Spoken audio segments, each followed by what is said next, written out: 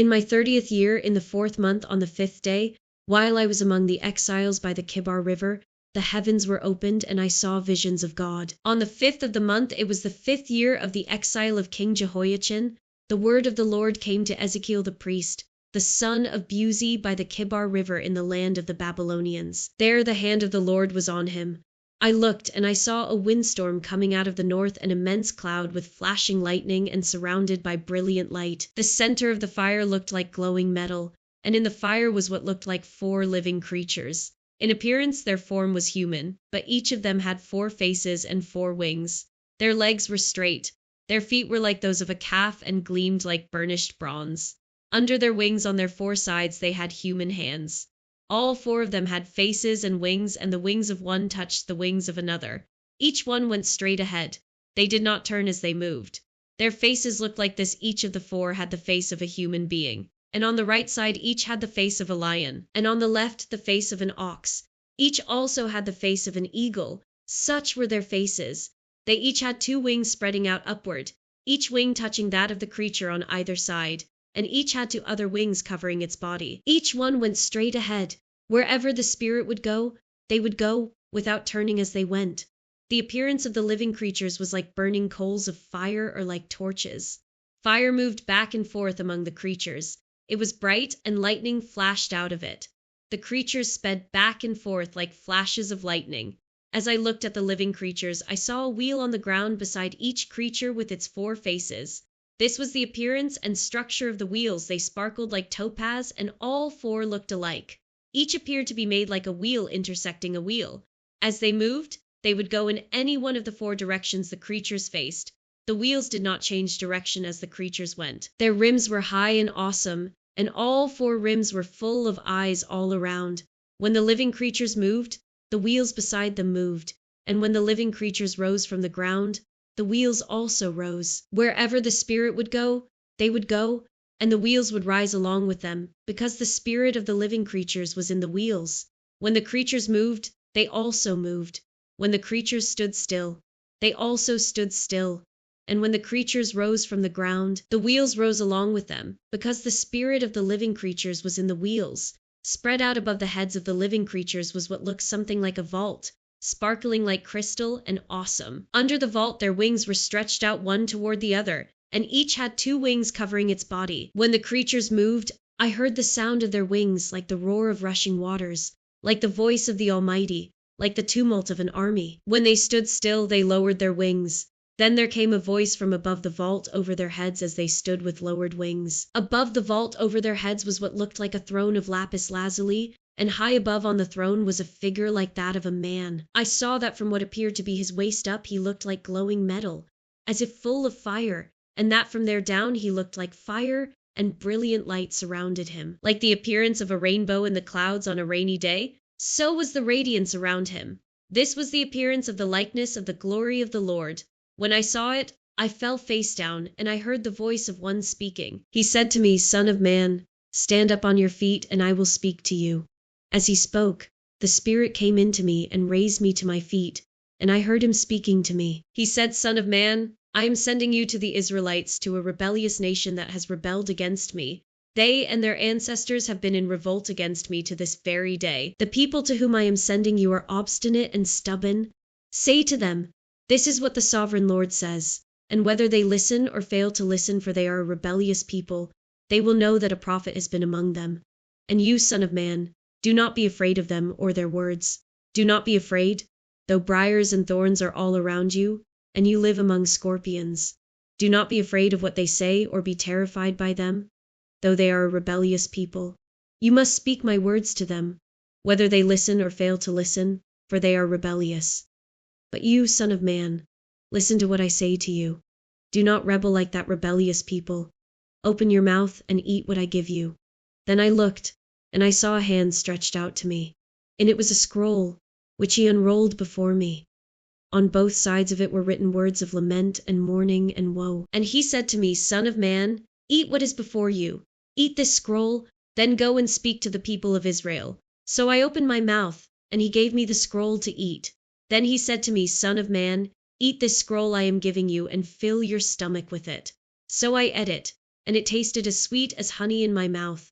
He then said to me, Son of man, go now to the people of Israel and speak my words to them. You are not being sent to a people of obscure speech and strange language, but to the people of Israel, not too many peoples of obscure speech and strange language, whose words you cannot understand. Surely if I had sent you to them, they would have listened to you. But the people of Israel are not willing to listen to you because they are not willing to listen to me. For all the Israelites are hardened and obstinate, but I will make you as unyielding and hardened as they are. I will make your forehead like the hardest stone, harder than flint. Do not be afraid of them or terrified by them, though they are a rebellious people. And he said to me, Son of man, listen carefully and take to heart all the words I speak to you. Go now to your people in exile and speak to them.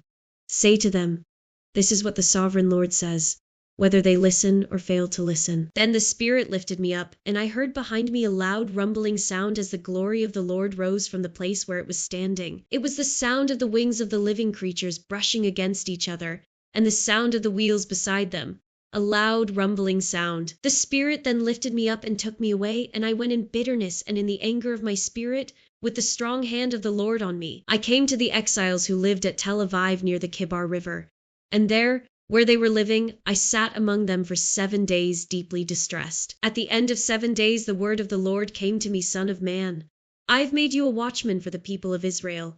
So hear the word I speak and give them warning from me. When I say to a wicked person, you will surely die, and you do not warn them or speak out to dissuade them from their evil ways in order to save their life, that wicked person will die for their sin, and I will hold you accountable for their blood. But if you do warn the wicked person and they do not turn from their wickedness or from their evil ways, they will die for their sin, but you will have saved yourself. Again, when a righteous person turns from their righteousness and does evil, and I put a stumbling block before them, they will die. Since you did not warn them, they will die for their sin. The righteous things that person did will not be remembered, and I will hold you accountable for their blood. But if you do warn the righteous person not to sin, and they do not sin, they will surely live because they took warning, and you will have saved yourself. The hand of the Lord was on me there, and he said to me, get up and go out to the plain, and there I will speak to you. So I got up and went out to the plain, and the glory of the Lord was standing there, like the glory I had seen by the Kibar River, and I fell face down. Then the Spirit came into me and raised me to my feet. He spoke to me and said, go, shut yourself inside your house, and you, Son of man, they will tie with ropes. You will be bound so that you cannot go out among the people. I will make your tongue stick to the roof of your mouth so that you will be silent and unable to rebuke them, for they are a rebellious people. But when I speak to you, I will open your mouth and you shall say to them, this is what the sovereign Lord says. Whoever will listen, let them listen, and whoever will refuse, let them refuse, for they are a rebellious people. Now, Son of man, take a block of clay, put it in front of you, and draw the city of Jerusalem on it. Then lay siege to it, erect siege works against it. Build a ramp up to it, set up camps against it, and put battering rams around it. Then take an iron pan, place it as an iron wall between you and the city, and turn your face toward it. It will be under siege, and you shall besiege it. This will be a sign to the people of Israel. Then lie on your left side, and put the sin of the people of Israel upon yourself. You are to bear their sin for the number of days you lie on your side. I have assigned you the same number of days as the years of their sin. So for 390 days you will bear the sin of the people of Israel. After you have finished this, lie down again, this time on your right side, and bear the sin of the people of Judah. I have assigned you 40 days, a day for each year. Turn your face toward the siege of Jerusalem, and with bared arm prophesy against her. I will tie you up with ropes so that you cannot turn from one side to the other until you have finished the days of your siege. Take wheat and barley, beans and lentils, millet and spelt. Put them in a storage jar and use them to make bread for yourself. You are to eat it during the 390 days you lie on your side. Weigh out 20 shekels of food to eat each day, and eat it at set times. Also measure out 1/6 of a hin of water and drink it at set times. Eat the food as you would a loaf of barley bread.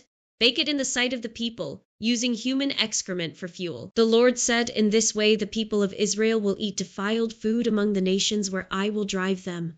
Then I said, not so, sovereign Lord. I have never defiled myself. From my youth until now, I have never eaten anything found dead or torn by wild animals. No impure meat has ever entered my mouth. Very well, he said. I will let you bake your bread over cow dung instead of human excrement." He then said to me, "Son of man, I am about to cut off the food supply in Jerusalem. The people will eat rationed food in anxiety and drink rationed water in despair, for food and water will be scarce. They will be appalled at the sight of each other and will waste away because of their sin. Now, son of man, take a sharp sword and use it as a barber's razor to shave your head and your beard. Then take a set of scales and divide up the hair. When the days of your siege come to an end, burn a third of the hair inside the city. Take a third and strike it with the sword all around the city, and scatter a third to the wind, for I will pursue them with drawn sword. But take a few hairs and tuck them away in the folds of your garment. Again, take a few of these and throw them into the fire and burn them up. A fire will spread from there to all Israel. This is what the sovereign Lord says. This is Jerusalem, which I have set in the center of the nations, with countries all around her. Yet in her wickedness she has rebelled against my laws and decrees more than the nations and countries around her. She has rejected my laws and has not followed my decrees. Therefore this is what the sovereign Lord says: you have been more unruly than the nations around you, and have not followed my decrees or kept my laws. You have not even conformed to the standards of the nations around you. Therefore this is what the sovereign Lord says: I myself am against you, Jerusalem, and I will inflict punishment on you in the sight of the nations. Because of all your detestable idols, I will do to you what I have never done before and will never do again. Therefore in your midst parents will eat their children, and children will eat their parents. I will inflict punishment on you and will scatter all your survivors to the winds. Therefore, as surely as I live, declares the sovereign Lord, because you have defiled my sanctuary with all your vile images and detestable practices, I myself will shave you. I will not look on you with pity or spare you. A third of your people will die of the plague or perish by famine inside you. A third will fall by the sword outside your walls, and a third I will scatter to the winds and pursue with drawn sword. Then my anger will cease and my wrath against them will subside, and I will be avenged.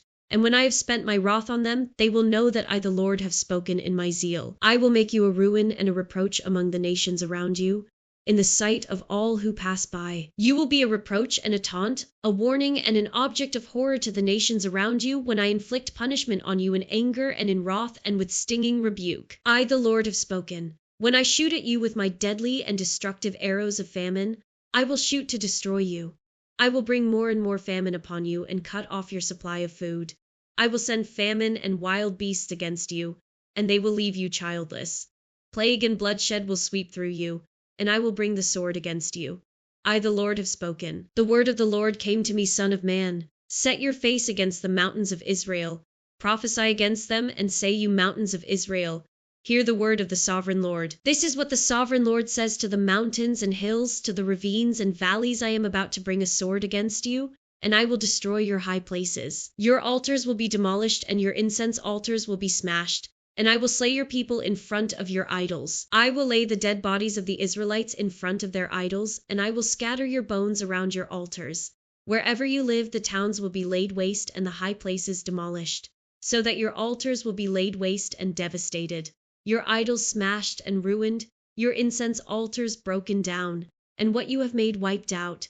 Your people will fall slain among you, and you will know that I am the Lord. But I will spare some, for some of you will escape the sword when you are scattered among the lands and nations. Then, in the nations where they have been carried captive, those who escape will remember me, how I have been grieved by their adulterous hearts, which have turned away from me, and by their eyes, which have lusted after their idols. They will loathe themselves for the evil they have done, and for all their detestable practices, and they will know that I am the Lord. I did not threaten in vain to bring this calamity on them. This is what the sovereign Lord says: strike your hands together and stamp your feet and cry out, alas, because of all the wicked and detestable practices of the people of Israel, for they will fall by the sword, famine, and plague. One who is far away will die of the plague, and one who is near will fall by the sword, and anyone who survives and is spared will die of famine. So will I pour out my wrath on them, and they will know that I am the Lord when their people lie slain among their idols around their altars, on every high hill and on all the mountain tops, under every spreading tree and every leafy oak, places where they offered fragrant incense to all their idols. And I will stretch out my hand against them, and make the land a desolate waste from the desert to Deblar, wherever they live. Then they will know that I am the Lord. The word of the Lord came to me, son of man. This is what the sovereign Lord says to the land of Israel: the end. The end has come upon the four corners of the land. The end is now upon you, and I will unleash my anger against you. I will judge you according to your conduct and repay you for all your detestable practices. I will not look on you with pity. I will not spare you. I will surely repay you for your conduct and for the detestable practices among you. Then you will know that I am the Lord. This is what the sovereign Lord says: disaster. Unheard of disaster? See, it comes. The end has come. The end has come. The end has come. It has roused itself against you. See, it comes. Doom has come upon you who dwell in the land. The time has come. The day is near. There is panic, not joy, on the mountains. I am about to pour out my wrath on you and spend my anger against you. I will judge you according to your conduct and repay you for all your detestable practices. I will not look on you with pity. I will not spare you. I will repay you for your conduct and for the detestable practices among you. Then you will know that it is I, the Lord, who strikes you. See the day. See, it comes. Doom has burst forth. The rod has budded. Arrogance has blossomed. Violence has arisen, a rod to punish the wicked. None of the people will be left, none of that crowd, none of their wealth, nothing of value. The time has come. The day has arrived. Let not the buyer rejoice nor the seller grieve, for my wrath is on the whole crowd. The seller will not recover the property that was sold as long as both buyer and seller live, for the vision concerning the whole crowd will not be reversed. Because of their sins, not one of them will preserve their life. They have blown the trumpet, they have made all things ready, but no one will go into battle, for my wrath is on the whole crowd. Outside is the sword, inside are plague and famine. Those in the country will die by the sword. Those in the city will be devoured by famine and plague. The fugitives who escape will flee to the mountains. Like doves of the valleys, they will all moan, each for their own sins. Every hand will go limp. Every leg will be wet with urine. They will put on sackcloth and be clothed with terror. Every face will be covered with shame, and every head will be shaved. They will throw their silver into the streets, and their gold will be treated as a thing unclean. Their silver and gold will not be able to deliver them in the day of the Lord's wrath. It will not satisfy their hunger or fill their stomachs, for it has caused them to stumble into sin. They took pride in their beautiful jewelry and used it to make their detestable idols. They made it into vile images. Therefore I will make it a thing unclean for them. I will give their wealth as plunder to foreigners and as loot to the wicked of the earth, who will defile it. I will turn my face away from the people, and robbers will desecrate the place I treasure. They will enter it and will defile it. Prepare chains, for the land is full of bloodshed, and the city is full of violence. I will bring the most wicked of nations to take possession of their houses. I will put an end to the pride of the mighty, and their sanctuaries will be desecrated. When terror comes, they will seek peace in vain. Calamity upon calamity will come, and rumor upon rumor. They will go searching for a vision from the prophet. Priestly instruction in the law will cease. The counsel of the elders will come to an end. The king will mourn, the prince will be clothed with despair, and the hands of the people of the land will tremble. I will deal with them according to their conduct, and by their own standards I will judge them. Then they will know that I am the Lord. In the 6th year, in the 6th month, on the 5th day, while I was sitting in my house and the elders of Judah were sitting before me, the hand of the sovereign Lord came on me there. I looked, and I saw a figure like that of a man. From what appeared to be his waist down, he was like fire, and from there up his appearance was as bright as glowing metal. He stretched out what looked like a hand and took me by the hair of my head. The Spirit lifted me up between earth and heaven, and in visions of God he took me to Jerusalem, to the entrance of the north gate of the inner court, where the idol that provokes to jealousy stood, and there before me was the glory of the God of Israel, as in the vision I had seen in the plain. Then he said to me, Son of man, look toward the north. So I looked, and in the entrance north of the gate of the altar, I saw this idol of jealousy. And he said to me, Son of man, do you see what they are doing, the utterly detestable things the Israelites are doing here? Things that will drive me far from my sanctuary, but you will see things that are even more detestable. Then he brought me to the entrance to the court. I looked, and I saw a hole in the wall. He said to me, Son of man, now dig into the wall. So I dug into the wall and saw a doorway there. And he said to me, Go in and see the wicked and detestable things they are doing here. So I went in and looked, and I saw portrayed all over the walls all kinds of crawling things and unclean animals and all the idols of Israel. In front of them stood 70 elders of Israel, and Jaazaniah son of Shaphan was standing among them. Each had a censer in his hand, and a fragrant cloud of incense was rising. He said to me, Son of man, Have you seen what the elders of Israel are doing in the darkness, each at the shrine of his own idol? They say, 'The Lord does not see us. The Lord has forsaken the land.'" Again he said, "You will see them doing things that are even more detestable." Then he brought me to the entrance of the north gate of the house of the Lord, and I saw women sitting there, mourning the god Tammuz. He said to me, "Do you see this, son of man? You will see things that are even more detestable than this." He then brought me into the inner court of the house of the Lord, and there at the entrance to the temple, between the portico and the altar, were about 25 men. With their backs toward the temple of the Lord and their faces toward the east, they were bowing down to the sun in the east. He said to me, "Have you seen this, son of man? Is it a trivial matter for the people of Judah to do the detestable things they are doing here? Must they also fill the land with violence and continually arouse my anger? Look at them putting the branch to their nose. Therefore I will deal with them in anger. I will not look on them with pity or spare them.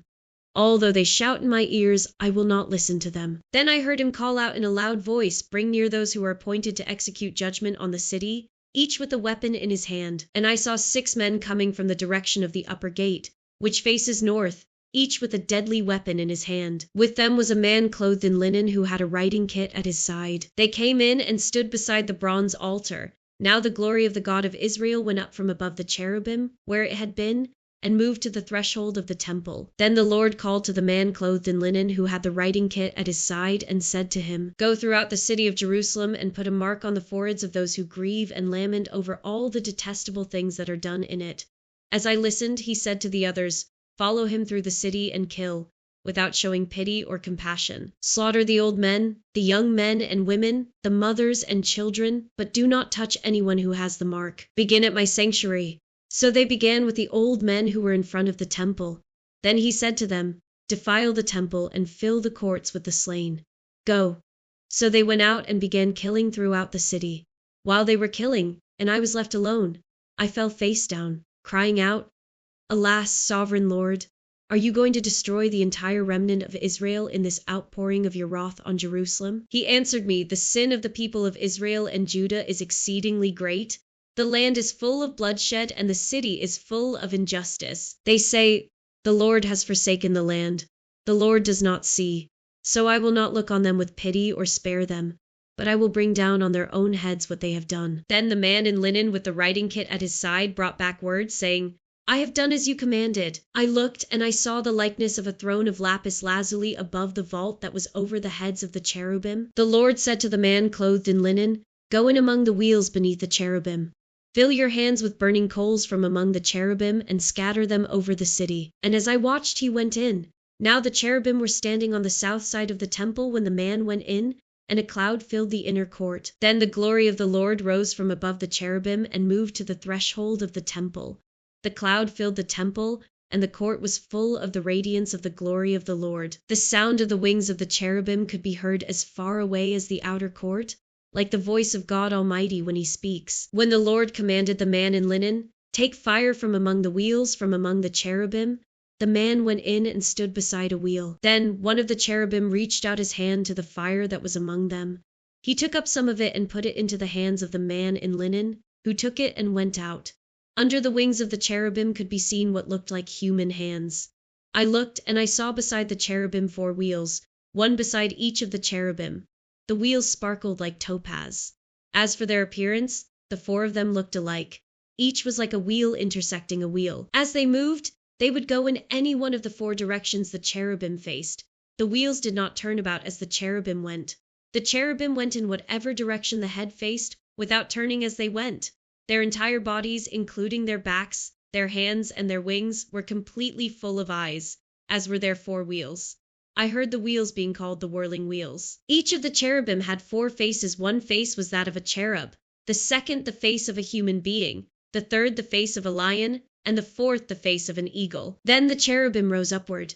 These were the living creatures I had seen by the Kibar River. When the cherubim moved, the wheels beside them moved, and when the cherubim spread their wings to rise from the ground, the wheels did not leave their side. When the cherubim stood still, they also stood still. And when the cherubim rose, they rose with them, because the spirit of the living creatures was in them. Then the glory of the Lord departed from over the threshold of the temple and stopped above the cherubim. While I watched, The cherubim spread their wings and rose from the ground, and as they went, the wheels went with them. They stopped at the entrance of the east gate of the Lord's house, and the glory of the God of Israel was above them. These were the living creatures I had seen beneath the God of Israel by the Kibar River, and I realized that they were cherubim. Each had 4 faces and 4 wings, and under their wings was what looked like human hands.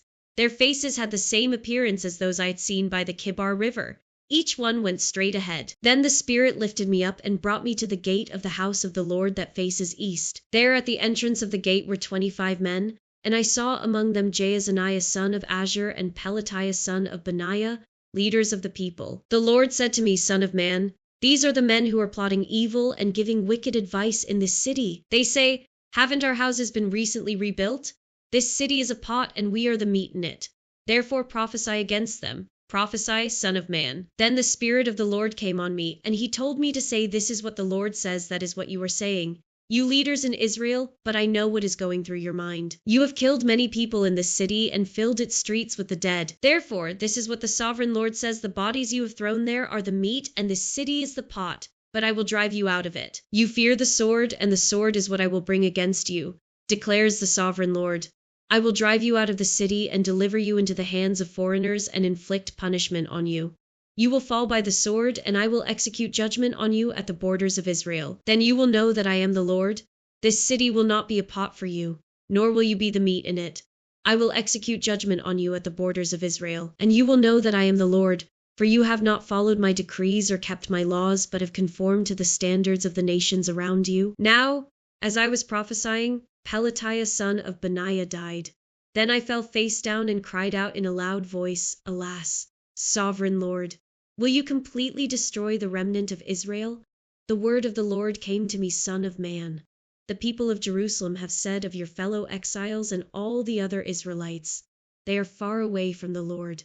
This land was given to us as our possession. Therefore say, 'This is what the sovereign Lord says, although I sent them far away among the nations and scattered them among the countries. Yet for a little while I have been a sanctuary for them in the countries where they have gone.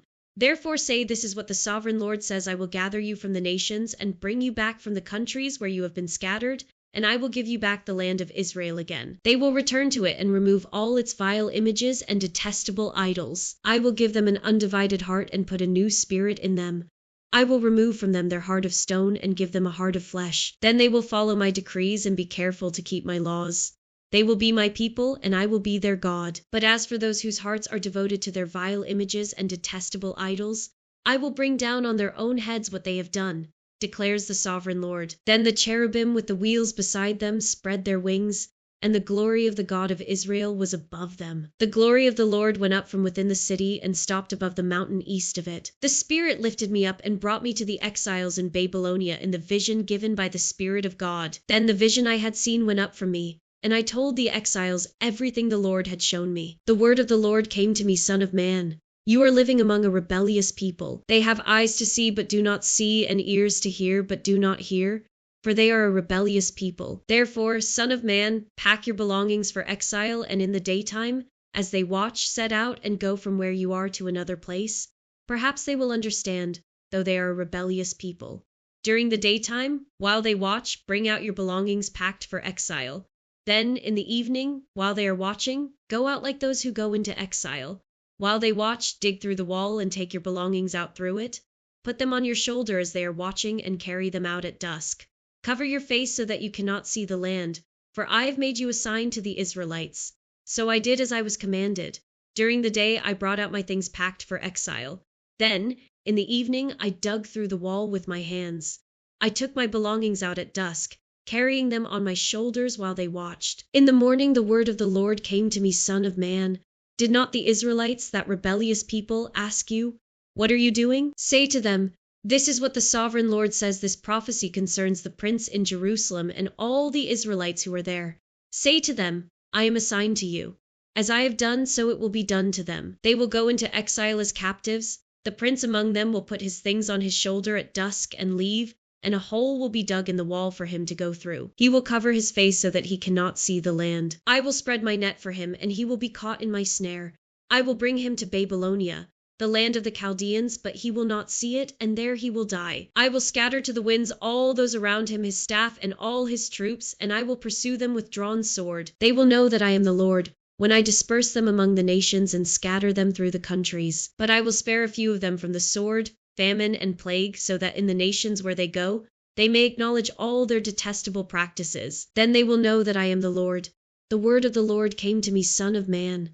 Tremble as you eat your food, and shudder in fear as you drink your water. Say to the people of the land, this is what the sovereign Lord says about those living in Jerusalem and in the land of Israel. They will eat their food in anxiety and drink their water in despair. For their land will be stripped of everything in it because of the violence of all who live there. The inhabited towns will be laid waste, and the land will be desolate. Then you will know that I am the Lord. The word of the Lord came to me, Son of man. What is this proverb you have in the land of Israel? The days go by, and every vision comes to nothing. Say to them, this is what the sovereign Lord says, I am going to put an end to this proverb, and they will no longer quote it in Israel. Say to them, the days are near when every vision will be fulfilled, for there will be no more false visions or flattering divinations among the people of Israel. But I, the Lord, will speak what I will, and it shall be fulfilled without delay. For in your days, you rebellious people, I will fulfill whatever I say, declares the sovereign Lord. The word of the Lord came to me, Son of man. The Israelites are saying, the vision he sees is for many years from now, and he prophesies about the distant future. Therefore say to them, this is what the sovereign Lord says, none of my words will be delayed any longer. Whatever I say will be fulfilled, declares the sovereign Lord. The word of the Lord came to me, Son of man. Prophesy against the prophets of Israel who are now prophesying. Say to those who prophesy out of their own imagination, hear the word of the Lord. This is what the sovereign Lord says, woe to the foolish prophets who follow their own spirit and have seen nothing. Your prophets, Israel, are like jackals among ruins. You have not gone up to the breaches in the wall to repair it for the people of Israel so that it will stand firm in the battle on the day of the Lord. Their visions are false and their divinations a lie. Even though the Lord has not sent them, they say, the Lord declares, and expect him to fulfill their words. Have you not seen false visions and uttered lying divinations when you say, the Lord declares, though I have not spoken? Therefore, this is what the sovereign Lord says because of your false words and lying visions. I am against you, declares the sovereign Lord. My hand will be against the prophets who see false visions and utter lying divinations. They will not belong to the council of my people or be listed in the records of Israel, nor will they enter the land of Israel. Then you will know that I am the sovereign Lord, because they lead my people astray, saying, peace, when there is no peace, and because, when a flimsy wall is built, they cover it with whitewash. Therefore tell those who cover it with whitewash that it is going to fall. Rain will come in torrents, and I will send hailstones hurtling down, and violent winds will burst forth. When the wall collapses, will people not ask you, where is the whitewash you covered it with? Therefore, this is what the sovereign Lord says, in my wrath I will unleash a violent wind, and in my anger hailstones and torrents of rain will fall with destructive fury. I will tear down the wall you have covered with whitewash and will level it to the ground so that its foundation will be laid bare. When it falls, you will be destroyed in it, and you will know that I am the Lord. So I will pour out my wrath against the wall and against those who covered it with whitewash. I will say to you, the wall is gone, and so are those who whitewashed it. Those prophets of Israel who prophesied to Jerusalem and saw visions of peace for her when there was no peace, declares the sovereign Lord. Now, Son of man, set your face against the daughters of your people who prophesy out of their own imagination. Prophesy against them and say, this is what the sovereign Lord says, woe to the women who sew magic charms on all their wrists and make veils of various lengths for their heads in order to ensnare people. Will you ensnare the lives of my people but preserve your own? You have profaned me among my people for a few handfuls of barley and scraps of bread. By lying to my people who listen to lies, you have killed those who should not have died and have spared those who should not live. Therefore, this is what the sovereign Lord says, I am against your magic charms with which you ensnare people like birds, and I will tear them from your arms. I will set free the people that you ensnare like birds. I will tear off your veils and save my people from your hands, and they will no longer fall prey to your power. Then you will know that I am the Lord, because you disheartened the righteous with your lies, when I had brought them no grief, and because you encouraged the wicked not to turn from their evil ways and so save their lives. Therefore, you will no longer see false visions or practice divination. I will save my people from your hands, and then you will know that I am the Lord. Some of the elders of Israel came to me and sat down in front of me. Then the word of the Lord came to me, Son of man.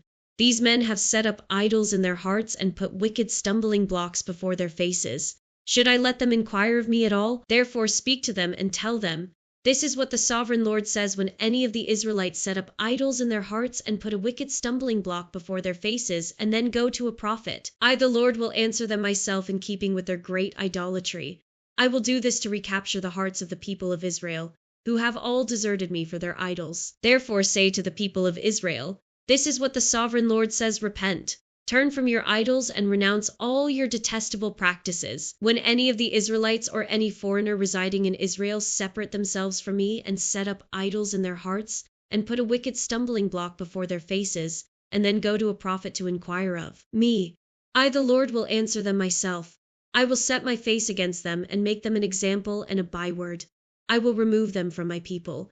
Then you will know that I am the Lord. And if the prophet is enticed to utter a prophecy, I the Lord have enticed that prophet, and I will stretch out my hand against him and destroy him from among my people Israel. They will bear their guilt. The prophet will be as guilty as the one who consults him. Then the people of Israel will no longer stray from me, nor will they defile themselves any more with all their sins. They will be my people, and I will be their God, declares the sovereign Lord. The word of the Lord came to me, son of man. If a country sins against me by being unfaithful, and I stretch out my hand against it to cut off its food supply and send famine upon it, and kill its people and their animals, even if these three men, Noah, Daniel, and Job, were in it, they could save only themselves by their righteousness, declares the sovereign Lord. Or if I send wild beasts through that country, and they leave it childless, and it becomes desolate so that no one can pass through it because of the beasts. As surely as I live, declares the sovereign Lord, even if these three men were in it, they could not save their own sons or daughters. They alone would be saved, but the land would be desolate.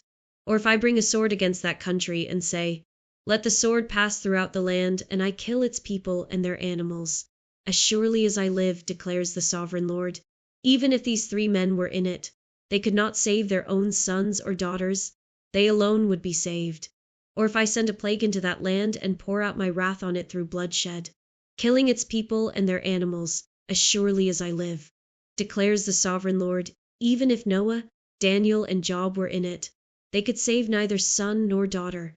They would save only themselves by their righteousness. For this is what the sovereign Lord says: how much worse will it be when I send against Jerusalem my four dreadful judgments: sword and famine and wild beasts and plague to kill its men and their animals. Yet there will be some survivors' sons and daughters who will be brought out of it. They will come to you, and when you see their conduct and their actions, you will be consoled regarding the disaster I have brought on Jerusalem, every disaster I have brought on it. You will be consoled when you see their conduct and their actions, for you will know that I have done nothing in it without cause, declares the sovereign Lord. The word of the Lord came to me, son of man. How is the wood of a vine different from that of a branch from any of the trees in the forest? Is whatever taken from it to make anything useful? Do they make pegs from it to hang things on? And after it is thrown on the fire as fuel, and the fire burns both ends and chars the middle, is it then useful for anything? If it was not useful for anything when it was whole, how much less can it be made into something useful when the fire has burned it and it is charred? Therefore, this is what the sovereign Lord says: as I have given the wood of the vine among the trees of the forest as fuel for the fire,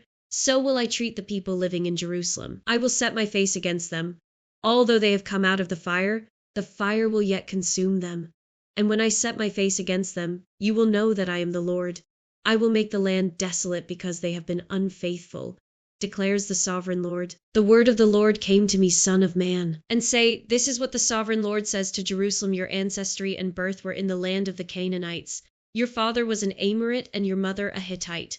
On the day you were born, your cord was not cut, nor were you washed with water to make you clean, nor were you rubbed with salt or wrapped in cloths. No one looked on you with pity or had compassion enough to do any of these things for you. Rather, you were thrown out into the open field, for on the day you were born you were despised. Then I passed by and saw you kicking about in your blood, and as you lay there in your blood, I said to you, live. I made you grow like a plant of the field. You grew and developed and entered puberty. Your breasts had formed and your hair had grown, yet you were stark naked. Later I passed by, and when I looked at you and saw that you were old enough for love, I spread the corner of my garment over you and covered your naked body. I gave you my solemn oath and entered into a covenant with you, declares the sovereign Lord, and you became mine. I bathed you with water and washed the blood from you and put ointments on you. I clothed you with an embroidered dress and put sandals of fine leather on you. I dressed you in fine linen and covered you with costly garments. I adorned you with jewelry. I put bracelets on your arms and a necklace around your neck. And I put a ring on your nose, earrings on your ears, and a beautiful crown on your head. So you were adorned with gold and silver. Your clothes were of fine linen and costly fabric and embroidered cloth. Your food was honey, olive oil, and the finest flour. You became very beautiful and rose to be a queen. And your fame spread among the nations on account of your beauty, because the splendor I had given you made your beauty perfect, declares the sovereign Lord. But you trusted in your beauty and used your fame to become a prostitute.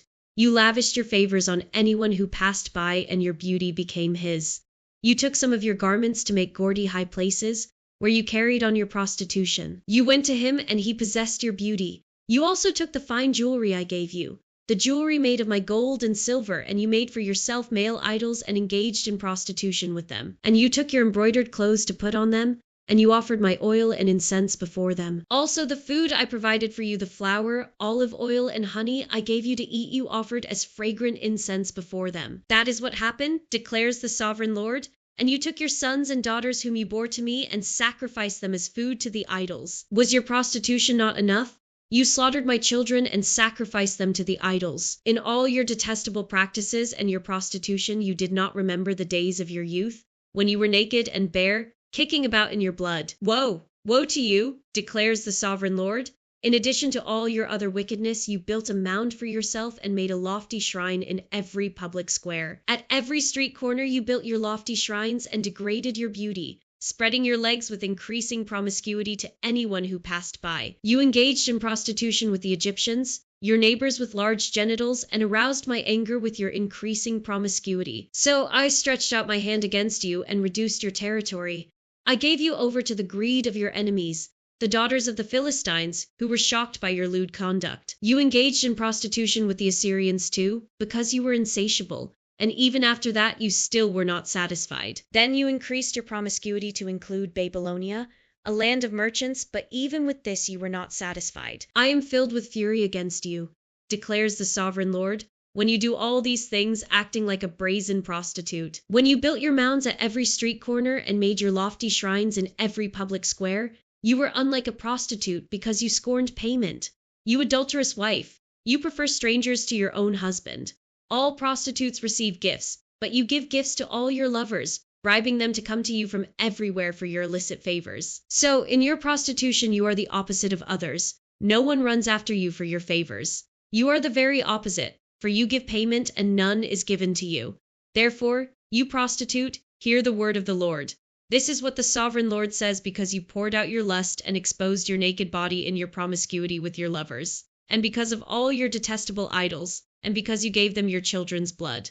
Therefore I am going to gather all your lovers with whom you found pleasure, those you loved as well as those you hated. I will gather them against you from all around and will strip you in front of them, and they will see you stark naked. I will sentence you to the punishment of women who commit adultery and who shed blood. I will bring on you the blood vengeance of my wrath and jealous anger. Then I will deliver you into the hands of your lovers, and they will tear down your mounds and destroy your lofty shrines. They will strip you of your clothes and take your fine jewelry and leave you stark naked. They will bring a mob against you, who will stone you and hack you to pieces with their swords. They will burn down your houses and inflict punishment on you in the sight of many women. I will put a stop to your prostitution, and you will no longer pay your lovers. Then my wrath against you will subside, and my jealous anger will turn away from you. I will be calm and no longer angry, because you did not remember the days of your youth, but enraged me with all these things. I will surely bring down on your head what you have done, declares the sovereign Lord. Did you not add lewdness to all your other detestable practices?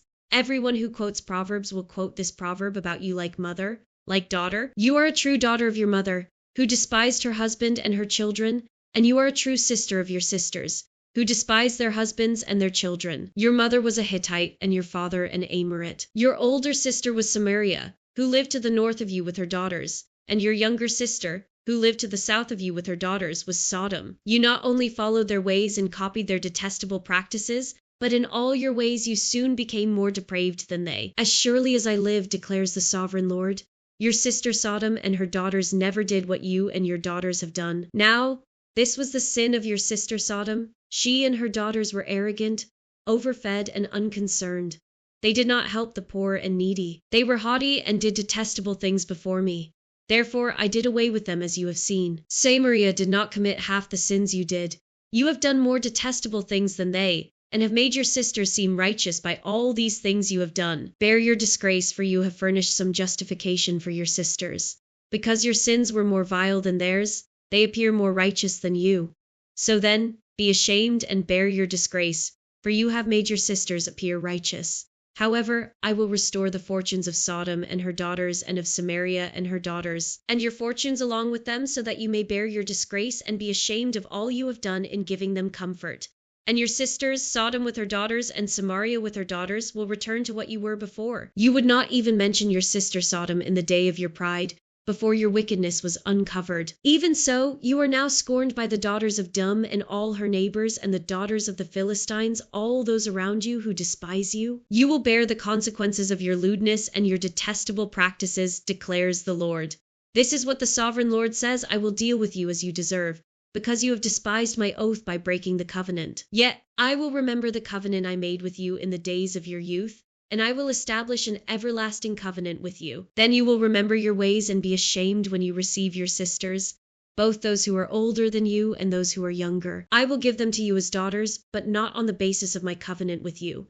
So I will establish my covenant with you, and you will know that I am the Lord. Then, when I make atonement for you for all you have done, you will remember and be ashamed and never again open your mouth because of your humiliation, declares the sovereign Lord. The word of the Lord came to me, Son of man. Set forth an allegory and tell it to the Israelites as a parable. Say to them, this is what the sovereign Lord says: a great eagle with powerful wings, long feathers, and full plumage of varied colors came to Lebanon. Taking hold of the top of a cedar, he broke off its topmost shoot and carried it away to a land of merchants, where he planted it in a city of traders. He took one of the seedlings of the land and put it in fertile soil. He planted it like a willow by abundant water, and it sprouted and became a low, spreading vine.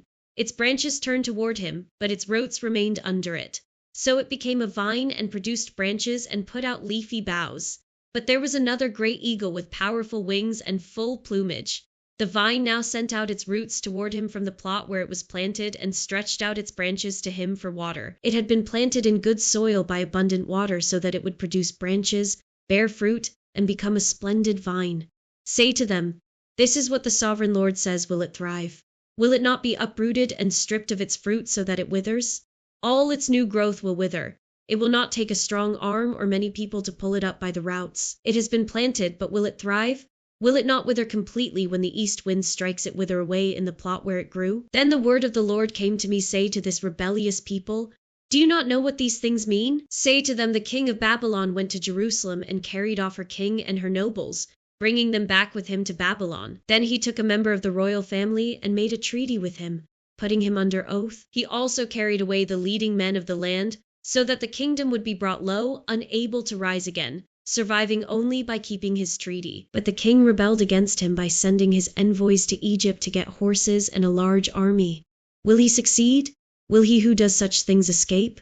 Will he break the treaty and yet escape? As surely as I live, declares the sovereign Lord, he shall die in Babylon, in the land of the king who put him on the throne, whose oath he despised and whose treaty he broke. Pharaoh with his mighty army and great horde will be of no help to him in war, when ramps are built and siege works erected to destroy many lives. He despised the oath by breaking the covenant. Because he had given his hand in pledge and yet did all these things, he shall not escape. Therefore, this is what the sovereign Lord says: as surely as I live, I will repay him for despising my oath and breaking my covenant. I will spread my net for him, and he will be caught in my snare. I will bring him to Babylon and execute judgment on him there, because he was unfaithful to me. All his choice troops will fall by the sword, and the survivors will be scattered to the winds. Then you will know that I, the Lord, have spoken. This is what the sovereign Lord says: I myself will take a shoot from the very top of a cedar and plant it. I will break off a tender sprig from its topmost shoots and plant it on a high and lofty mountain. On the mountain heights of Israel I will plant it. It will produce branches and bear fruit and become a splendid cedar. Birds of every kind will nest in it. They will find shelter in the shade of its branches. All the trees of the forest will know that I, the Lord, bring down the tall tree and make the low tree grow tall. I dry up the green tree and make the dry tree flourish. I, the Lord, have spoken, and I will do it. The word of the Lord came to me. What do you people mean by quoting this proverb about the land of Israel? The parents eat sour grapes, and the children's teeth are set on edge. As surely as I live, declares the sovereign Lord, you will no longer quote this proverb in Israel. For everyone belongs to me, the parent as well as the child, both alike belong to me. The one who sins is the one who will die. Suppose there is a righteous man who does what is just and right. He does not eat at the mountain shrines or look to the idols of Israel. He does not defile his neighbor's wife or have sexual relations with a woman during her period. He does not oppress anyone, but returns what he took in pledge for a loan. He does not commit robbery, but gives his food to the hungry and provides clothing for the naked. He does not lend to them at interest or take a profit from them. He withholds his hand from doing wrong and judges fairly between two parties. He follows my decrees and faithfully keeps my laws. That man is righteous.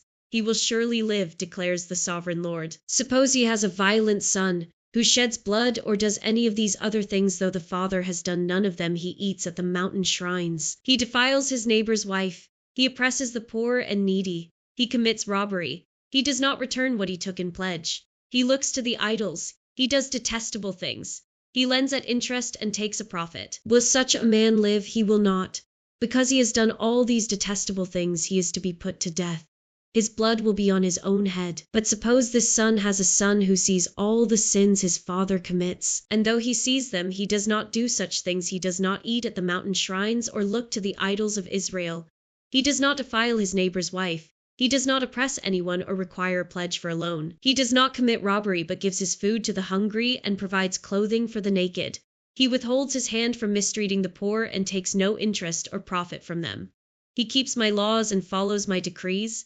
He will not die for his father's sin. He will surely live. But his father will die for his own sin, because he practiced extortion, robbed his brother, and did what was wrong among his people. Yet you ask, why does the son not share the guilt of his father? Since the son has done what is just and right, and has been careful to keep all my decrees, he will surely live. The one who sins is the one who will die. The child will not share the guilt of the parent, nor will the parent share the guilt of the child. The righteousness of the righteous will be credited to them, and the wickedness of the wicked will be charged against them. But if a wicked person turns away from all the sins they have committed and keeps all my decrees and does what is just and right, that person will surely live. They will not die. None of the offenses they have committed will be remembered against them. Because of the righteous things they have done, they will live. Do I take any pleasure in the death of the wicked? Declares the sovereign Lord.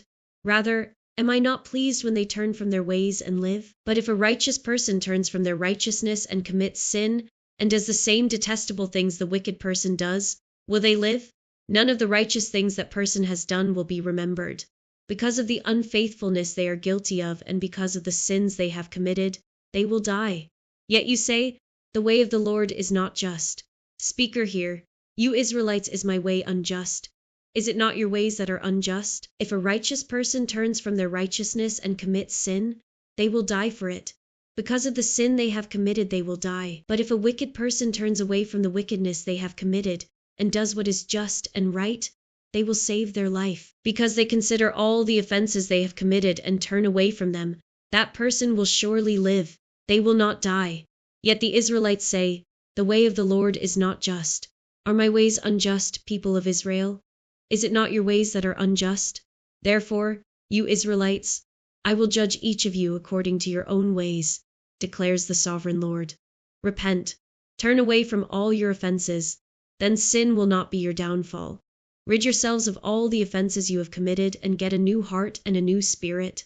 Why will you die, people of Israel? For I take no pleasure in the death of anyone, declares the sovereign Lord.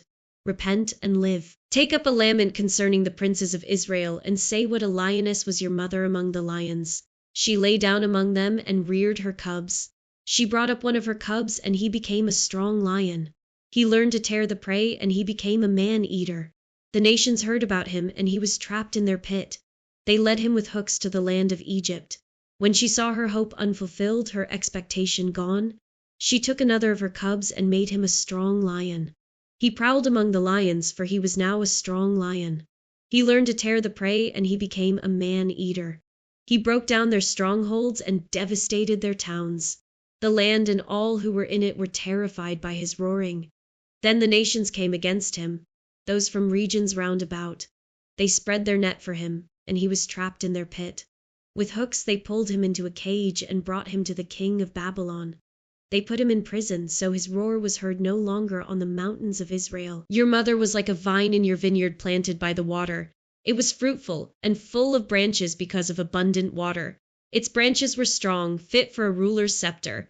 It towered high above the thick foliage, conspicuous for its height and for its many branches. But it was uprooted in fury and thrown to the ground.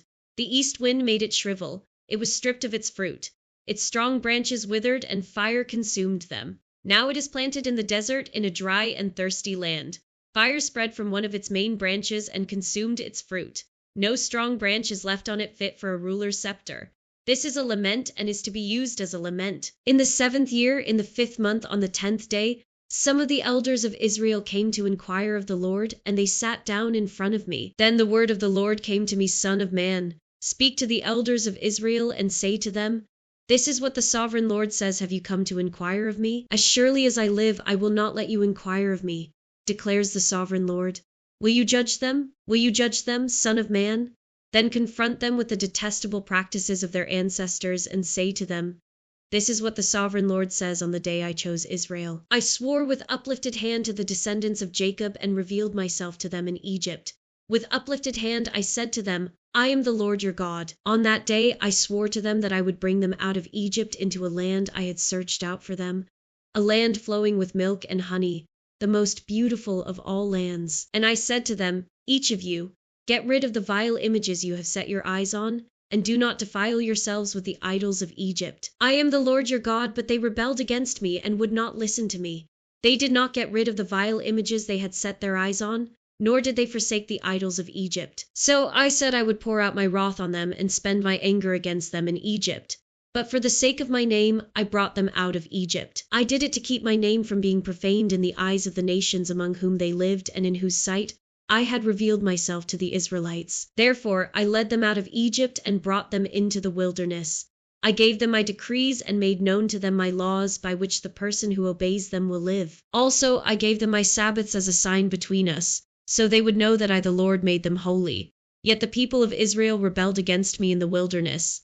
They did not follow my decrees but rejected my laws by which the person who obeys them will live, and they utterly desecrated my Sabbaths. So I said I would pour out my wrath on them and destroy them in the wilderness. But for the sake of my name I did what would keep it from being profaned in the eyes of the nations in whose sight I had brought them out. Also with uplifted hand I swore to them in the wilderness that I would not bring them into the land I had given them, a land flowing with milk and honey, the most beautiful of all lands, because they rejected my laws and did not follow my decrees and desecrated my Sabbaths, for their hearts were devoted to their idols. Yet I looked on them with pity and did not destroy them or put an end to them in the wilderness. I said to their children in the wilderness, do not follow the statutes of your parents, or keep their laws, or defile yourselves with their idols. I am the Lord your God.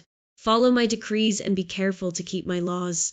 Keep my Sabbaths holy, that they may be a sign between us. Then you will know that I am the Lord your God. But the children rebelled against me. They did not follow my decrees.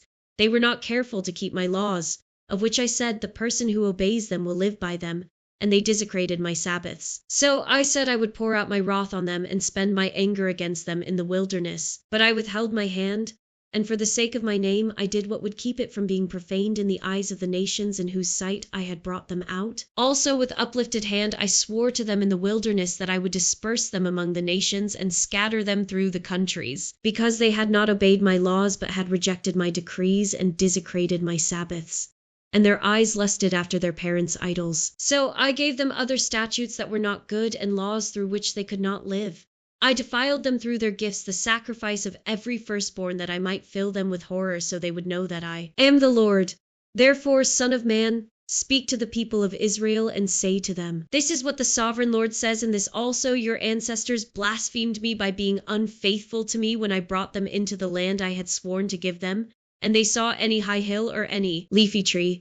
There they offered their sacrifices, made offerings that aroused my anger, presented their fragrant incense, and poured out their drink offerings. Then I said to them, what is this high place you go to? It is called Bama to this day. Therefore say to the Israelites, this is what the sovereign Lord says: will you defile yourselves the way your ancestors did, and lust after their vile images? When you offer your gifts, the sacrifice of your children, in the fire, you continue to defile yourselves with all your idols to this day. Am I to let you inquire of me, you Israelites? As surely as I live, declares the sovereign Lord, I will not let you inquire of me.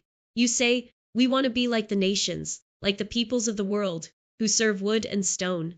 But what you have in mind will never happen.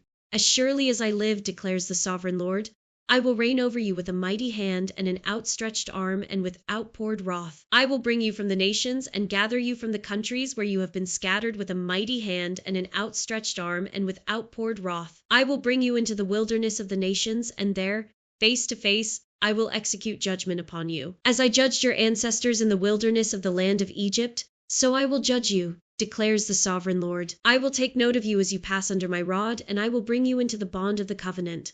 I will purge you of those who revolt and rebel against me. Although I will bring them out of the land where they are living, yet they will not enter the land of Israel. Then you will know that I am the Lord. As for you, people of Israel, this is what the sovereign Lord says: go and serve your idols, every one of you. But afterward you will surely listen to me, and no longer profane my holy name with your gifts and idols. For on my holy mountain, the high mountain of Israel, declares the sovereign Lord, there in the land all the people of Israel will serve me, and there I will accept them. There I will require your offerings and your choice gifts, along with all your holy sacrifices. I will accept you as fragrant incense when I bring you out from the nations and gather you from the countries where you have been scattered, and I will be proved holy through you in the sight of the nations. Then you will know that I am the Lord, when I bring you into the land of Israel, the land I had sworn with uplifted hand to give to your ancestors. There you will remember your conduct and all the actions by which you have defiled yourselves, and you will loathe yourselves for all the evil you have done. You will know that I am the Lord when I deal with you for my name's sake, and not according to your evil ways and your corrupt practices, you people of Israel, declares the sovereign Lord. The word of the Lord came to me: Son of man, set your face toward the south. Preach against the south and prophesy against the forest of the southland. Say to the southern forest, hear the word of the Lord. This is what the sovereign Lord says: I am about to set fire to you, and it will consume all your trees, both green and dry. The blazing flame will not be quenched, and every face from south to north will be scorched by it. Everyone will see that I, the Lord, have kindled it. It will not be quenched. Then I said, Sovereign Lord, they are saying of me, isn't he just telling parables? The word of the Lord came to me: Son of man, set your face against Jerusalem and preach against the sanctuary. Prophesy against the land of Israel and say to her, this is what the Lord says: I am against you. I will draw my sword from its sheath and cut off from you both the righteous and the wicked. Because I am going to cut off the righteous and the wicked, my sword will be unsheathed against everyone from south to north. Then all people will know that I, the Lord, have drawn my sword from its sheath. It will not return again. Therefore groan, Son of man, groan before them with broken heart and bitter grief. And when they ask you, why are you groaning? You shall say, because of the news that is coming. Every heart will melt with fear, and every hand go limp. Every spirit will become faint, and every leg will be wet with urine. It is coming. It will surely take place, declares the sovereign Lord. The word of the Lord came to me: Son of man, prophesy and say, this is what the Lord says: a sword, sharpened and polished, sharpened for the slaughter, polished to flash like lightning. Shall we rejoice in the scepter of my royal son? The sword despises every such stick. The sword is appointed to be polished, to be grasped with the hand. It is sharpened and polished, made ready for the hand of the slayer. Cry out and wail, Son of man, for it is against my people. It is against all the princes of Israel. They are thrown to the sword along with my people. Therefore beat your breast. Testing will surely come. And what if even the scepter, which the sword despises, does not continue? Declares the sovereign Lord. So then, Son of man, prophesy and strike your hands together. Let the sword strike twice, even 3 times. It is a sword for slaughter, a sword for great slaughter, closing in on them from every side, so that hearts may melt with fear and the fallen be many. I have stationed the sword for slaughter at all their gates. Look, it is forged to strike like lightning. It is grasped for slaughter. Slash to the right, you sword, then to the left, wherever your blade is turned. I too will strike my hands together, and my wrath will subside. I, the Lord, have spoken. The word of the Lord came to me: Son of man, mark out 2 roads for the sword of the king of Babylon to take. both starting from the same country. Make a signpost where the road branches off to the city. Mark out one road for the sword to come against Rabbah of the Ammonites, and another against Judah, and fortify Jerusalem. For the king of Babylon will stop at the fork in the road, at the junction of the two roads. To seek an omen, he will cast lots with arrows, he will consult his idols, he will examine the liver. Into his right hand will come the lot for Jerusalem, where he is to set up battering rams, to give the command to slaughter, to sound the battle cry, to set battering rams against the gates, to build a ramp and to erect siege works. It will seem like a false omen to those who have sworn allegiance to him, but he will remind them of their guilt and take them captive. Therefore, this is what the sovereign Lord says: because you people have brought to mind your guilt by your open rebellion, revealing your sins in all that you do, because you have done this, you will be taken captive. You profane and wicked prince of Israel, whose day has come, whose time of punishment has reached its climax, this is what the sovereign Lord says: take off the turban, remove the crown. It will not be as it was. The lowly will be exalted, and the exalted will be brought low. A ruin, I will make it a ruin. The crown will not be restored until he to whom it rightfully belongs shall come. To him I will give it. And you, son of man, prophesy and say, this is what the sovereign Lord says about the Ammonites and their insults: a sword, drawn for the slaughter, polished to consume and to flash like lightning. Despite false visions concerning you and lying divinations about you, it will be laid on the necks of the wicked who are to be slain, whose day has come, whose time of punishment has reached its climax. Let the sword return to its sheath. In the place where you were created, in the land of your ancestry, I will judge you. I will pour out my wrath on you and breathe out my fiery anger against you. I will deliver you into the hands of brutal men, men skilled in destruction. You will be fuel for the fire. Your blood will be shed in your land. You will be remembered no more. For I, the Lord, have spoken. The word of the Lord came to me: Son of man, will you judge her? Will you judge this city of bloodshed? Then confront her with all her detestable practices, and say, this is what the sovereign Lord says: you city that brings on herself doom by shedding blood in her midst, and defiles herself by making idols. You have become guilty because of the blood you have shed, and have become defiled by the idols you have made. You have brought your days to a close, and the end of your years has come. Therefore I will make you an object of scorn to the nations, and a laughingstock to all the countries. Those who are near and those who are far away will mock you, you infamous city full of turmoil.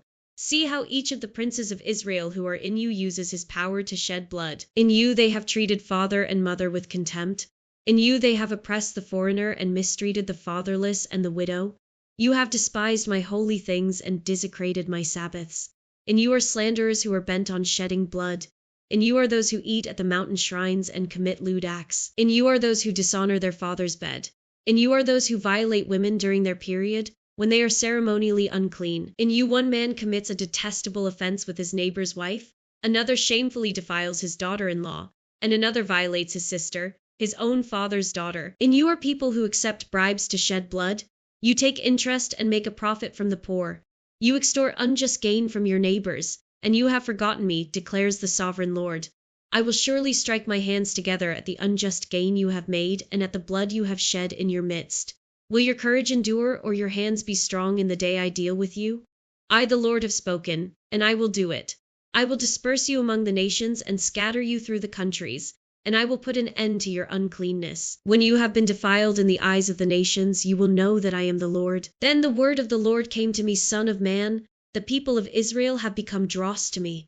All of them are the copper, tin, iron, and lead left inside a furnace. They are but the dross of silver. Therefore this is what the sovereign Lord says: because you have all become dross, I will gather you into Jerusalem. As silver, copper, iron, lead, and tin are gathered into a furnace to be melted with a fiery blast, so will I gather you in my anger and my wrath and put you inside the city and melt you. I will gather you, and I will blow on you with my fiery wrath, and you will be melted inside her. As silver is melted in a furnace, so you will be melted inside her, and you will know that I, the Lord, have poured out my wrath on you. Again the word of the Lord came to me: Son of man, say to the land, you are a land that has not been cleansed or rained on in the day of wrath. There is a conspiracy of her princes within her, like a roaring lion tearing its prey.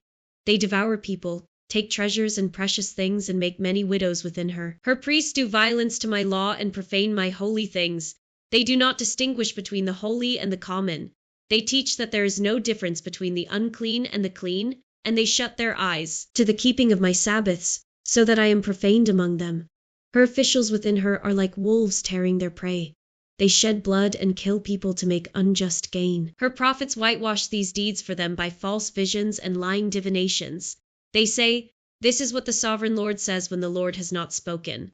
The people of the land practice extortion and commit robbery. They oppress the poor and needy and mistreat the foreigner, denying them justice. I looked for someone among them who would build up the wall and stand before me in the gap on behalf of the land, so I would not have to destroy it, but I found no one. So I will pour out my wrath on them and consume them with my fiery anger, bringing down on their own heads all they have done, declares the sovereign Lord. The word of the Lord came to me, son of man. There were 2 women, daughters of the same mother. They became prostitutes in Egypt, engaging in prostitution from their youth. In that land their breasts were fondled and their virgin bosoms caressed. The older was named Oholah and her sister was Aholibah. They were mine and gave birth to sons and daughters. Oholah is Samaria, and Aholibah is Jerusalem.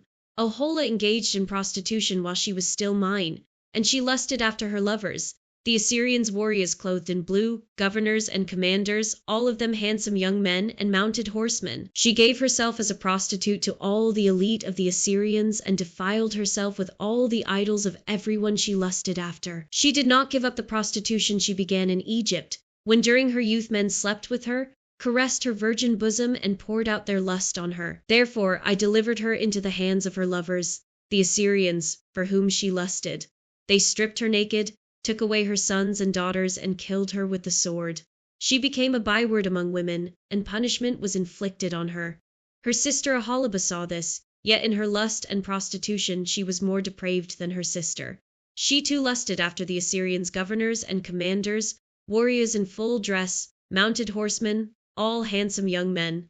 I saw that she too defiled herself. Both of them went the same way. But she carried her prostitution still further. She saw men portrayed on a wall, figures of Chaldeans portrayed in red, with belts around their waists and flowing turbans on their heads. All of them looked like Babylonian chariot officers, natives of Chaldea. As soon as she saw them, she lusted after them and sent messengers to them in Chaldea. Then the Babylonians came to her to the bed of love, and in their lust they defiled her. After she had been defiled by them, she turned away from them in disgust. When she carried on her prostitution openly and exposed her naked body, I turned away from her in disgust, just as I had turned away from her sister. Yet she became more and more promiscuous as she recalled the days of her youth, when she was a prostitute in Egypt. There she lusted after her lovers, whose genitals were like those of donkeys and whose emission was like that of horses. So you longed for the lewdness of your youth, when in Egypt your bosom was caressed and your young breasts fondled. Therefore, Aholibah, this is what the sovereign Lord says: I will stir up your lovers against you, those you turned away from in disgust, and I will bring them against you from every side, the Babylonians and all the Chaldeans, the men of Pekod and Sho and Koa, and all the Assyrians with them, handsome young men, all of them governors and commanders, chariot officers and men of high rank, all mounted on horses. They will come against you with weapons, chariots, and wagons, and with a throng of people. They will take up positions against you on every side with large and small shields and with helmets. I will turn you over to them for punishment, and they will punish you according to their standards. I will direct my jealous anger against you, and they will deal with you in fury. They will cut off your noses and your ears, and those of you who are left will fall by the sword. They will take away your sons and daughters, and those of you who are left will be consumed by fire. They will also strip you of your clothes and take your fine jewelry. So I will put a stop to the lewdness and prostitution you began in Egypt. You will not look on these things with longing or remember Egypt anymore. For this is what the sovereign Lord says: I am about to deliver you into the hands of those you hate, to those you turned away from in disgust. They will deal with you in hatred and take away everything you have worked for. They will leave you stark naked, and the shame of your prostitution will be exposed. Your lewdness and promiscuity have brought this on you, because you lusted after the nations and defiled yourself with their idols. You have gone the way of your sister, so I will put her cup into your hand. This is what the sovereign Lord says: you will drink your sister's cup, a cup large and deep. It will bring scorn and derision, for it holds so much. You will be filled with drunkenness and sorrow, the cup of ruin and desolation, the cup of your sister Samaria. You will drink it and drain it dry and chew on its pieces, and you will tear your breasts. I have spoken, declares the sovereign Lord. Therefore, this is what the sovereign Lord says: since you have forgotten me and turned your back on me, you must bear the consequences of your lewdness and prostitution. The Lord said to me, son of man, Will you judge Ohola and Aholibah? Then confront them with their detestable practices, for they have committed adultery and blood is on their hands. They committed adultery with their idols. They even sacrificed their children, whom they bore to me as food for them. They have also done this to me at that same time. They defiled my sanctuary and desecrated my Sabbaths. On the very day they sacrificed their children to their idols, they entered my sanctuary and desecrated it. That is what they did in my house. They even sent messengers for men who came from far away, and when they arrived you bathed yourself for them, applied eye makeup, and put on your jewelry. You sat on an elegant couch with a table spread before it on which you had placed the incense and olive oil that belonged to me. The noise of a carefree crowd was around her. Drunkards were brought from the desert along with men from the rabble, and they put bracelets on the wrists of the woman and her sister and beautiful crowns on their heads. Then I said about the one worn out by adultery, now let them use her as a prostitute, for that is all she is. And they slept with her. As men sleep with a prostitute, so they slept with those lewd women, Ohola and Aholibah. But righteous judges will sentence them to the punishment of women who commit adultery and shed blood, because they are adulterous and blood is on their hands. This is what the sovereign Lord says: bring a mob against them and give them over to terror and plunder. The mob will stone them and cut them down with their swords. They will kill their sons and daughters and burn down their houses. So I will put an end to lewdness in the land, that all women may take warning and not imitate you. You will suffer the penalty for your lewdness and bear the consequences of your sins of idolatry. Then you will know that I am the sovereign Lord. In the 9th year, in the 10th month, on the 10th day, the word of the Lord came to me, Son of man. Record this date, this very date, because the king of Babylon has laid siege to Jerusalem this very day. Tell this rebellious people a parable, and say to them, this is what the sovereign Lord says: put on the cooking pot, put it on and pour water into it. Put into it the pieces of meat, all the choice pieces, the leg and the shoulder. Fill it with the best of these bones. Take the pick of the flock. Pile wood beneath it for the bones. Bring it to a boil and cook the bones in it. For this is what the sovereign Lord says: woe to the city of bloodshed, to the pot now encrusted, whose deposit will not go away. Take the meat out piece by piece in whatever order it comes. For the blood she shed is in her midst. She poured it on the bare rock. She did not pour it on the ground, where the dust would cover it. To stir up wrath and take revenge, I put her blood on the bare rock, so that it would not be covered. Therefore, this is what the sovereign Lord says: woe to the city of bloodshed. I too will pile the wood high. So heap on the wood and kindle the fire. Cook the meat well, mixing in the spices, and let the bones be charred. Then set the empty pot on the coals till it becomes hot and its copper glows, so that its impurities may be melted and its deposit burned away. It has frustrated all efforts. Its heavy deposit has not been removed, not even by fire. Now your impurity is lewdness. Because I tried to cleanse you, but you would not be cleansed from your impurity, you will not be clean again until my wrath against you has subsided. I, the Lord, have spoken. The time has come for me to act. I will not hold back.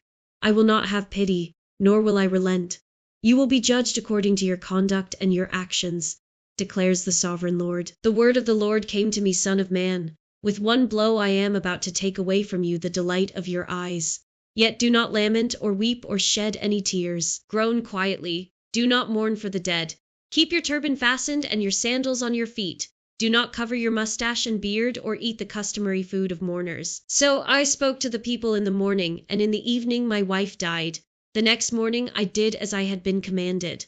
Then the people asked me, won't you tell us what these things have to do with us? Why are you acting like this? So I said to them, the word of the Lord came to me, say to the people of Israel, this is what the sovereign Lord says: I am about to desecrate my sanctuary, the stronghold in which you take pride, the delight of your eyes, the object of your affection.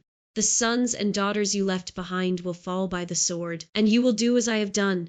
You will not cover your mustache and beard or eat the customary food of mourners. You will keep your turbans on your heads and your sandals on your feet. You will not mourn or weep, but will waste away because of your sins and groan among yourselves. Ezekiel will be assigned to you. You will do just as he has done. When this happens, you will know that I am the sovereign Lord. And you, son of man, on the day I take away their stronghold, their joy and glory, the delight of their eyes, their heart's desire, and their sons and daughters as well, on that day a fugitive will come to tell you the news.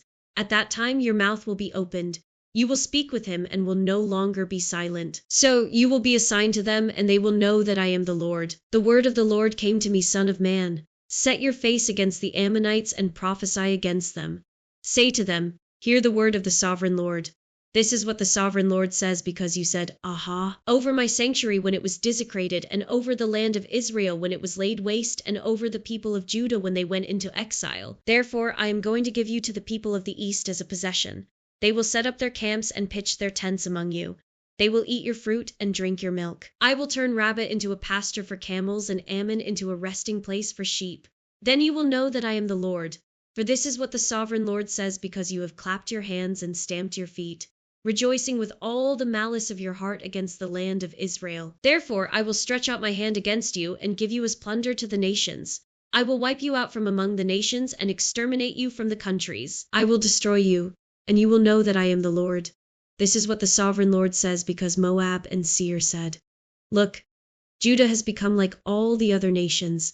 Therefore I will expose the flank of Moab. Beginning at its frontier towns Beth-Jeshemoth, Baal-meon, and Kiriathaim, the glory of that land, I will give Moab along with the Ammonites to the people of the east as a possession, so that the Ammonites will not be remembered among the nations, and I will inflict punishment on Moab. Then they will know that I am the Lord.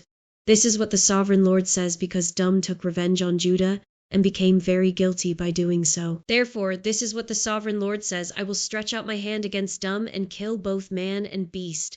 I will lay it waste, and from Teman to Dedan they will fall by the sword. I will take vengeance on Dum by the hand of my people Israel, and they will deal with Dum in accordance with my anger and my wrath. They will know my vengeance, declares the sovereign Lord. This is what the sovereign Lord says because the Philistines acted in vengeance and took revenge with malice in their hearts, and with ancient hostility sought to destroy Judah. Therefore this is what the sovereign Lord says, I am about to stretch out my hand against the Philistines, and I will wipe out the Kerethites and destroy those remaining along the coast.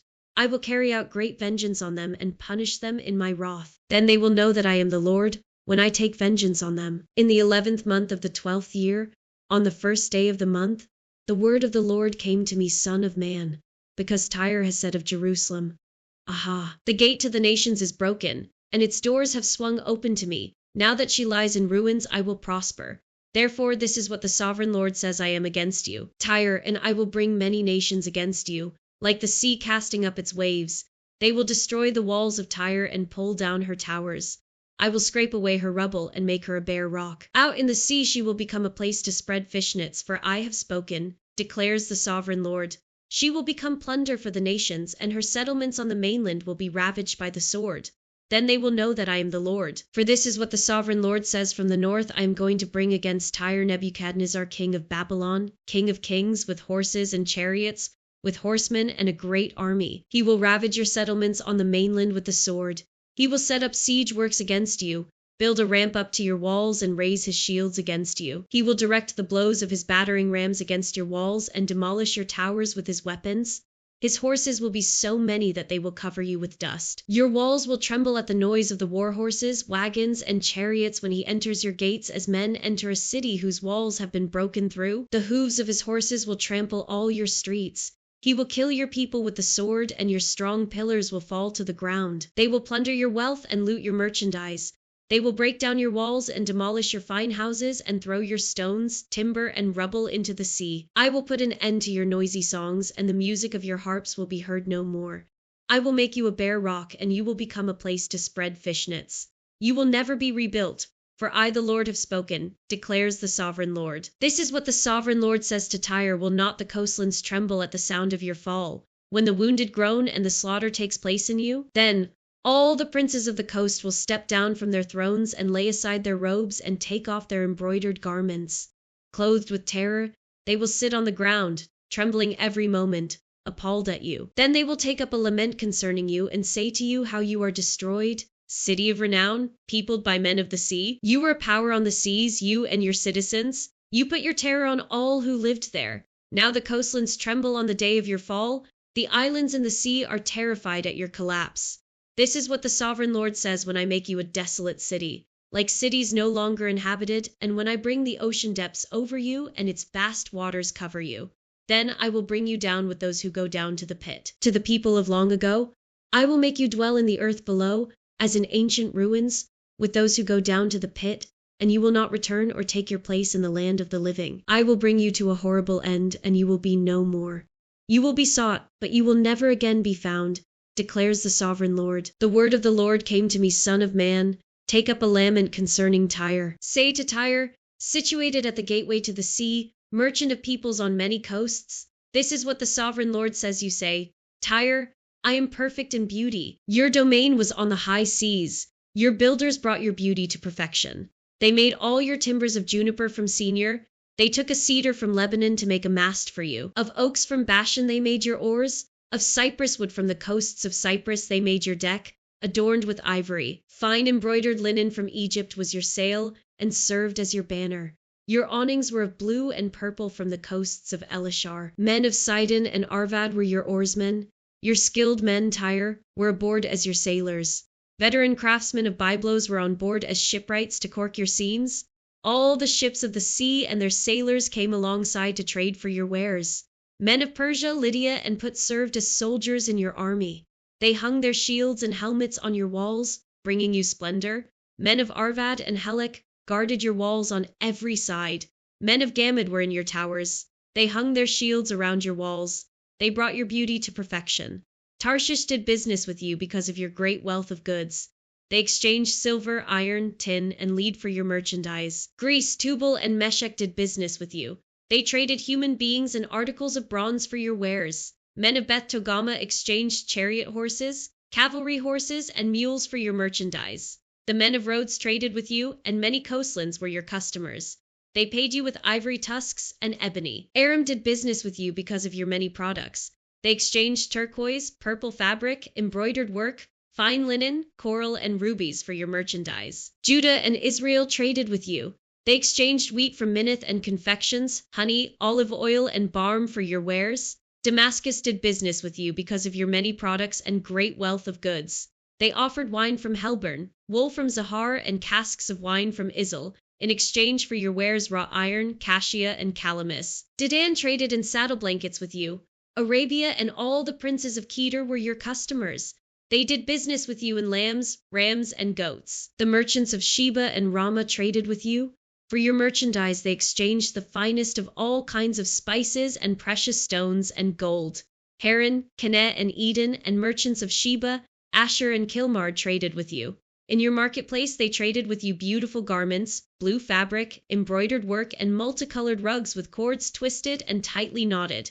The ships of Tarshish serve as carriers for your wares. You are filled with heavy cargo as you sail the sea. Your oarsmen take you out to the high seas, but the east wind will break you to pieces far out at sea. Your wealth, merchandise, and wares, your mariners, sailors, and shipwrights, your merchants and all your soldiers and everyone else on board will sink into the heart of the sea on the day of your shipwreck. The shoallands will quake when your sailors cry out. All who handle the oars will abandon their ships. The mariners and all the sailors will stand on the shore. They will raise their voice and cry bitterly over you. They will sprinkle dust on their heads and roll in ashes. They will shave their heads because of you and will put on sackcloth. They will weep over you with anguish of soul and with bitter mourning. As they wail and mourn over you, they will take up a lament concerning you who was ever silent like Tyre, surrounded by the sea. When your merchandise went out on the seas, you satisfied many nations. With your great wealth and your wares you enriched the kings of the earth. Now you are shattered by the sea in the depths of the waters. Your wares and all your company have gone down with you. All who live in the coastlands are appalled at you. Their kings shudder with horror and their faces are distorted with fear. The merchants among the nations scoff at you. You have come to a horrible end and will be no more. The word of the Lord came to me, Son of man. Say to the ruler of Tyre, this is what the sovereign Lord says. In the pride of your heart you say, I am a god. I sit on the throne of a god in the heart of the seas. But you are a mere mortal and not a god, though you think you are as wise as a god. Are you wiser than Daniel? Is no secret hidden from you? By your wisdom and understanding you have gained wealth for yourself and amassed gold and silver in your treasuries. By your great skill in trading you have increased your wealth, and because of your wealth your heart has grown proud. Therefore this is what the sovereign Lord says because you think you are wise. As wise as a god, I am going to bring foreigners against you, the most ruthless of nations. They will draw their swords against your beauty and wisdom and pierce your shining splendor.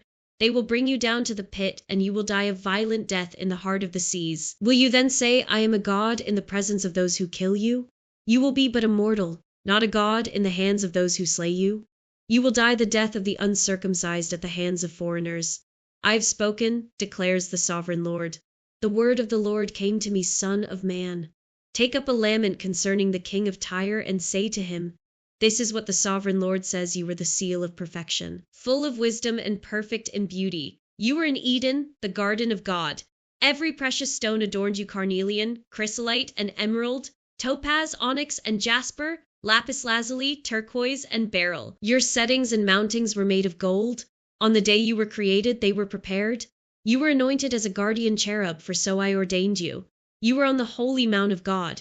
You walked among the fiery stones. You were blameless in your ways from the day you were created till wickedness was found in you. Through your widespread trade you were filled with violence, and you sinned.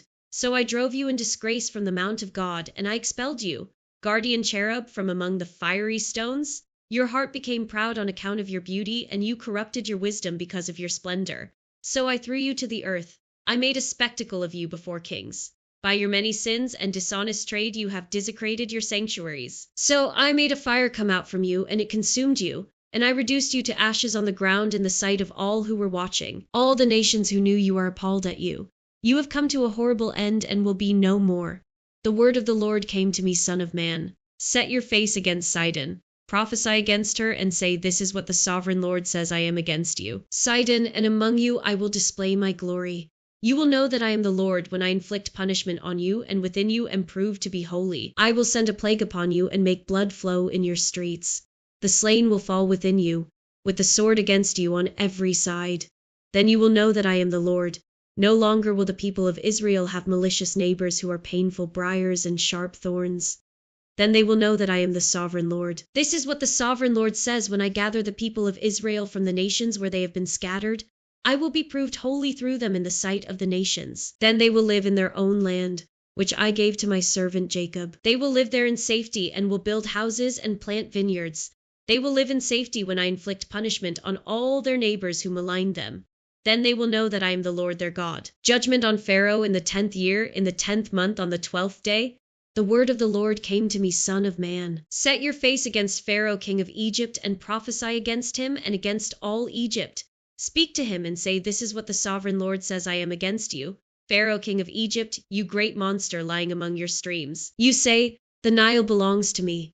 I made it for myself, but I will put hooks in your jaws and make the fish of your streams stick to your scales. I will pull you out from among your streams, with all the fish sticking to your scales. I will leave you in the desert, you and all the fish of your streams. You will fall on the open field and not be gathered or picked up. I will give you as food to the beasts of the earth and the birds of the sky. Then all who live in Egypt will know that I am the Lord. You have been a staff of reed for the people of Israel. When they grasped you with their hands, you splintered, and you tore open their shoulders. When they leaned on you, you broke, and their backs were wrenched. Therefore, this is what the sovereign Lord says: I will bring a sword against you and kill both man and beast. Egypt will become a desolate wasteland.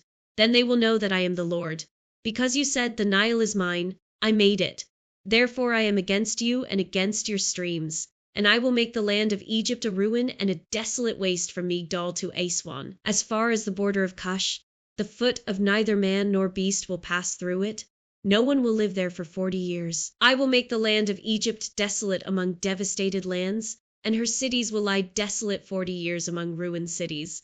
And I will disperse the Egyptians among the nations and scatter them through the countries. Yet this is what the sovereign Lord says: at the end of 40 years, I will gather the Egyptians from the nations where they were scattered. I will bring them back from captivity and return them to Upper Egypt, the land of their ancestry. There they will be a lowly kingdom.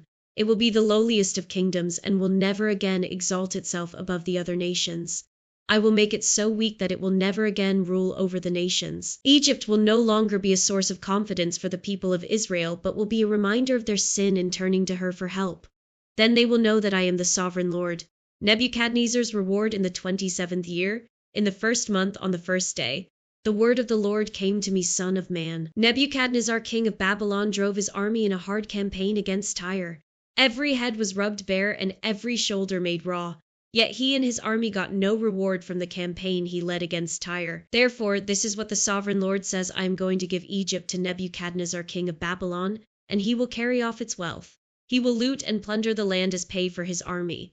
I have given him Egypt as a reward for his efforts because he and his army did it for me, declares the sovereign Lord. On that day I will make a horn grow for the Israelites, and I will open your mouth among them.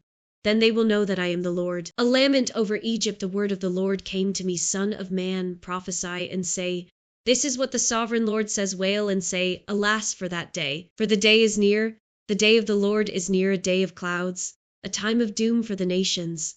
A sword will come against Egypt, and anguish will come upon Cush. When the slain fall in Egypt, her wealth will be carried away, and her foundations torn down. Cush and Libya, Lydia, and all Arabia, Cube and the people of the covenant land will fall by the sword along with Egypt. This is what the Lord says, the allies of Egypt will fall, and her proud strength will fail. From Migdol to Aswan they will fall by the sword within her, declares the sovereign Lord. They will be desolate among desolate lands, and their cities will lie among ruined cities. Then they will know that I am the Lord, when I set fire to Egypt and all her helpers are crushed. On that day messengers will go out from me in ships to frighten Cush out of her complacency. Anguish will take hold of them on the day of Egypt's doom, for it is sure to come. This is what the sovereign Lord says, I will put an end to the hordes of Egypt by the hand of Nebuchadnezzar, king of Babylon. He and his army, the most ruthless of nations, will be brought in to destroy the land. They will draw their swords against Egypt and fill the land with the slain. I will dry up the waters of the Nile and sell the land to an evil nation.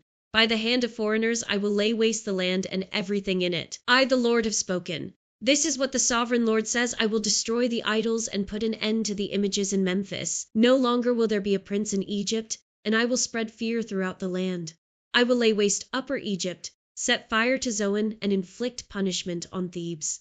I will pour out my wrath on Pelusium, the stronghold of Egypt, and wipe out the hordes of Thebes. I will set fire to Egypt. Pelusium will writhe in agony. Thebes will be taken by storm. Memphis will be in constant distress. The young men of Heliopolis and Bubastis will fall by the sword, and the cities themselves will go into captivity. Dark will be the day at Torpanes when I break the yoke of Egypt. There her proud strength will come to an end. She will be covered with clouds, and her villages will go into captivity. So I will inflict punishment on Egypt, and they will know that I am the Lord. Pharaoh's arms are broken in the 11th year, in the 1st month on the 7th day. The word of the Lord came to me, Son of man. I have broken the arm of Pharaoh, king of Egypt. It has not been bound up to be healed or put in a splint so that it may become strong enough to hold a sword. Therefore, this is what the sovereign Lord says, I am against Pharaoh, king of Egypt. I will break both his arms, the good arm as well as the broken one, and make the sword fall from his hand. I will disperse the Egyptians among the nations and scatter them through the countries. I will strengthen the arms of the king of Babylon and put my sword in his hand, but I will break the arms of Pharaoh, and he will groan before him like a mortally wounded man. I will strengthen the arms of the king of Babylon, but the arms of Pharaoh will fall limp. Then they will know that I am the Lord when I put my sword into the hand of the king of Babylon, and he brandishes it against Egypt. I will disperse the Egyptians among the nations and scatter them through the countries. Then they will know that I am the Lord. Pharaoh is a felled cedar of Lebanon in the 11th year, in the 3rd month on the 1st day. The word of the Lord came to me, Son of man. Say to Pharaoh, king of Egypt, and to his hordes who can be compared with you in majesty, consider Assyria, once a cedar in Lebanon, with beautiful branches overshadowing the forest. It towered on high, its top above the thick foliage. The waters nourished it, deep springs made it grow tall.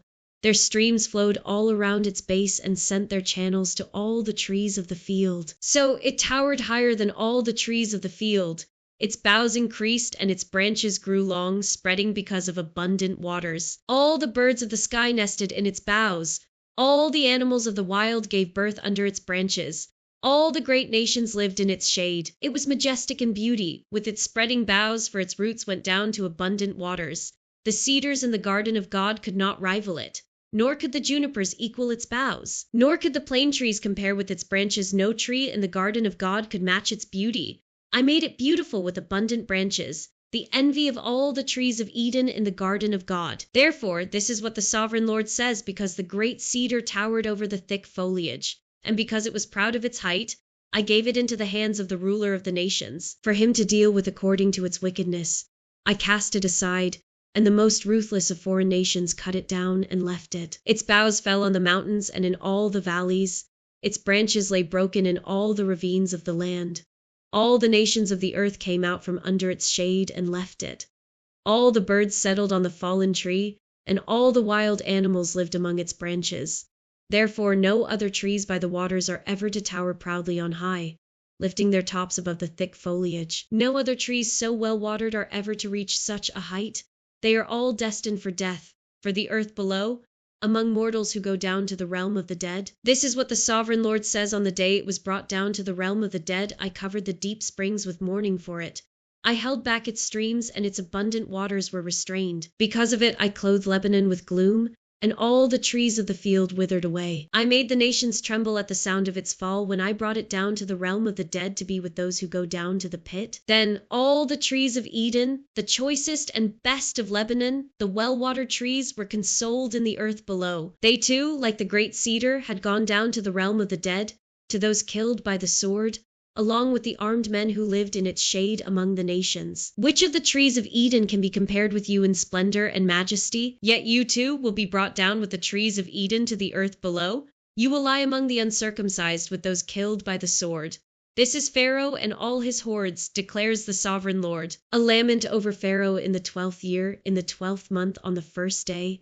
The word of the Lord came to me, son of man. Take up a lament concerning Pharaoh, king of Egypt, and say to him, you are like a lion among the nations. You are like a monster in the seas, thrashing about in your streams, churning the water with your feet and muddying the streams. This is what the sovereign Lord says: with a great throng of people I will cast my net over you, and they will haul you up in my net. I will throw you on the land and hurl you on the open field. I will let all the birds of the sky settle on you, and all the animals of the wild gorge themselves on you. I will spread your flesh on the mountains and fill the valleys with your remains. I will drench the land with your flowing blood all the way to the mountains, and the ravines will be filled with your flesh. When I snuff you out, I will cover the heavens and darken their stars.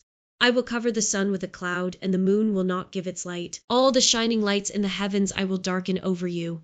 I will bring darkness over your land, declares the sovereign Lord. I will trouble the hearts of many peoples when I bring about your destruction among the nations, among lands you have not known. I will cause many peoples to be appalled at you, and their kings will shudder with horror because of you when I brandish my sword before them. On the day of your downfall, each of them will tremble every moment for his life. For this is what the sovereign Lord says: the sword of the king of Babylon will come against you. I will cause your hordes to fall by the swords of mighty men, the most ruthless of all nations. They will shatter the pride of Egypt, and all her hordes will be overthrown. I will destroy all her cattle from beside abundant waters, no longer to be stirred by the foot of man, or muddied by the hooves of cattle. Then I will let her waters settle and make her streams flow like oil, declares the sovereign Lord. When I make Egypt desolate and strip the land of everything in it, when I strike down all who live there, then they will know that I am the Lord. This is the lament they will chant for her. The daughters of the nations will chant it. For Egypt and all her hordes they will chant it, declares the sovereign Lord. Egypt's descent into the realm of the dead in the 12th year, on the 15th day of the month, the word of the Lord came to me, son of man. Wail for the hordes of Egypt, and consign to the earth below both her and the daughters of mighty nations, along with those who go down to the pit. Say to them, are you more favored than others? Go down and be laid among the uncircumcised. They will fall among those killed by the sword. The sword is drawn. Let her be dragged off with all her hordes. From within the realm of the dead, the mighty leaders will say of Egypt and her allies, they have come down and they lie with the uncircumcised, with those killed by the sword. Assyria is there with her whole army. She is surrounded by the graves of all her slain, all who have fallen by the sword. Their graves are in the depths of the pit, and her army lies around her grave.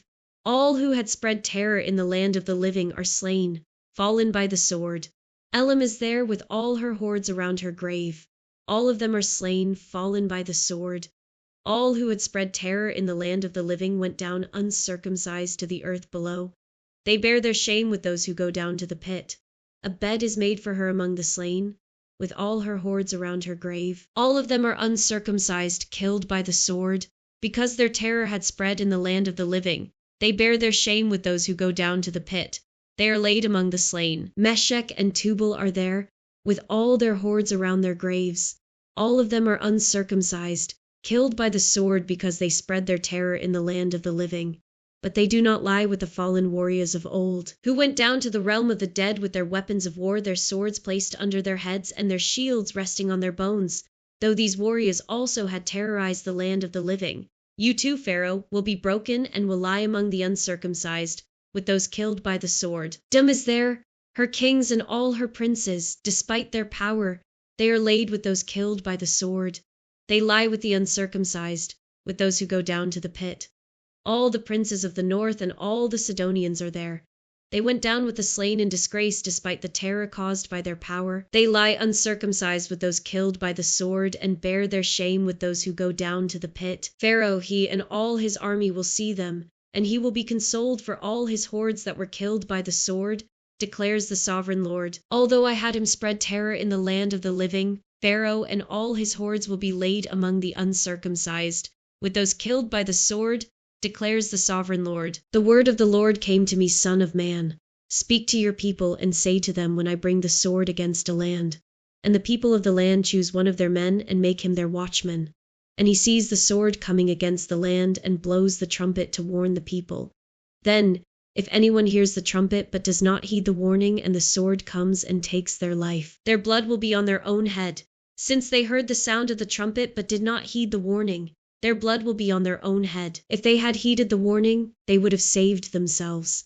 But if the watchman sees the sword coming and does not blow the trumpet to warn the people, and the sword comes and takes someone's life, that person's life will be taken because of their sin. But I will hold the watchmen accountable for their blood. Son of man, I have made you a watchman for the people of Israel. So hear the word I speak and give them warning from me. When I say to the wicked, you wicked person, you will surely die, and you do not speak out to dissuade them from their ways, that wicked person will die for their sin, and I will hold you accountable for their blood. But if you do warn the wicked person to turn from their ways, and they do not do so, they will die for their sin, though you yourself will be saved. Son of man, say to the Israelites, this is what you are saying, our offenses and sins weigh us down, and we are wasting away because of them. How then can we live? Say to them, as surely as I live, declares the sovereign Lord, I take no pleasure in the death of the wicked, but rather that they turn from their ways and live. Turn from your evil ways. Why will you die, people of Israel? Therefore, Son of man, say to your people, if someone who is righteous disobeys, that person's former righteousness will count for nothing. And if someone who is wicked repents, that person's former wickedness will not bring condemnation. The righteous person who sins will not be allowed to live even though they were formerly righteous. If I tell a righteous person that they will surely live, but then they trust in their righteousness and do evil, none of the righteous things that person has done will be remembered. They will die for the evil they have done. And if I say to a wicked person, you will surely die, but they then turn away from their sin and do what is just and right, if they give back what they took in pledge for a loan, return what they have stolen, follow the decrees that give life, and do no evil, that person will surely live. They will not die. None of the sins that person has committed will be remembered against them. They have done what is just and right. They will surely live. Yet your people say, the way of the Lord is not just, but it is their way that is not just. If a righteous person turns from their righteousness and does evil, they will die for it. And if a wicked person turns away from their wickedness and does what is just and right, they will live by doing so.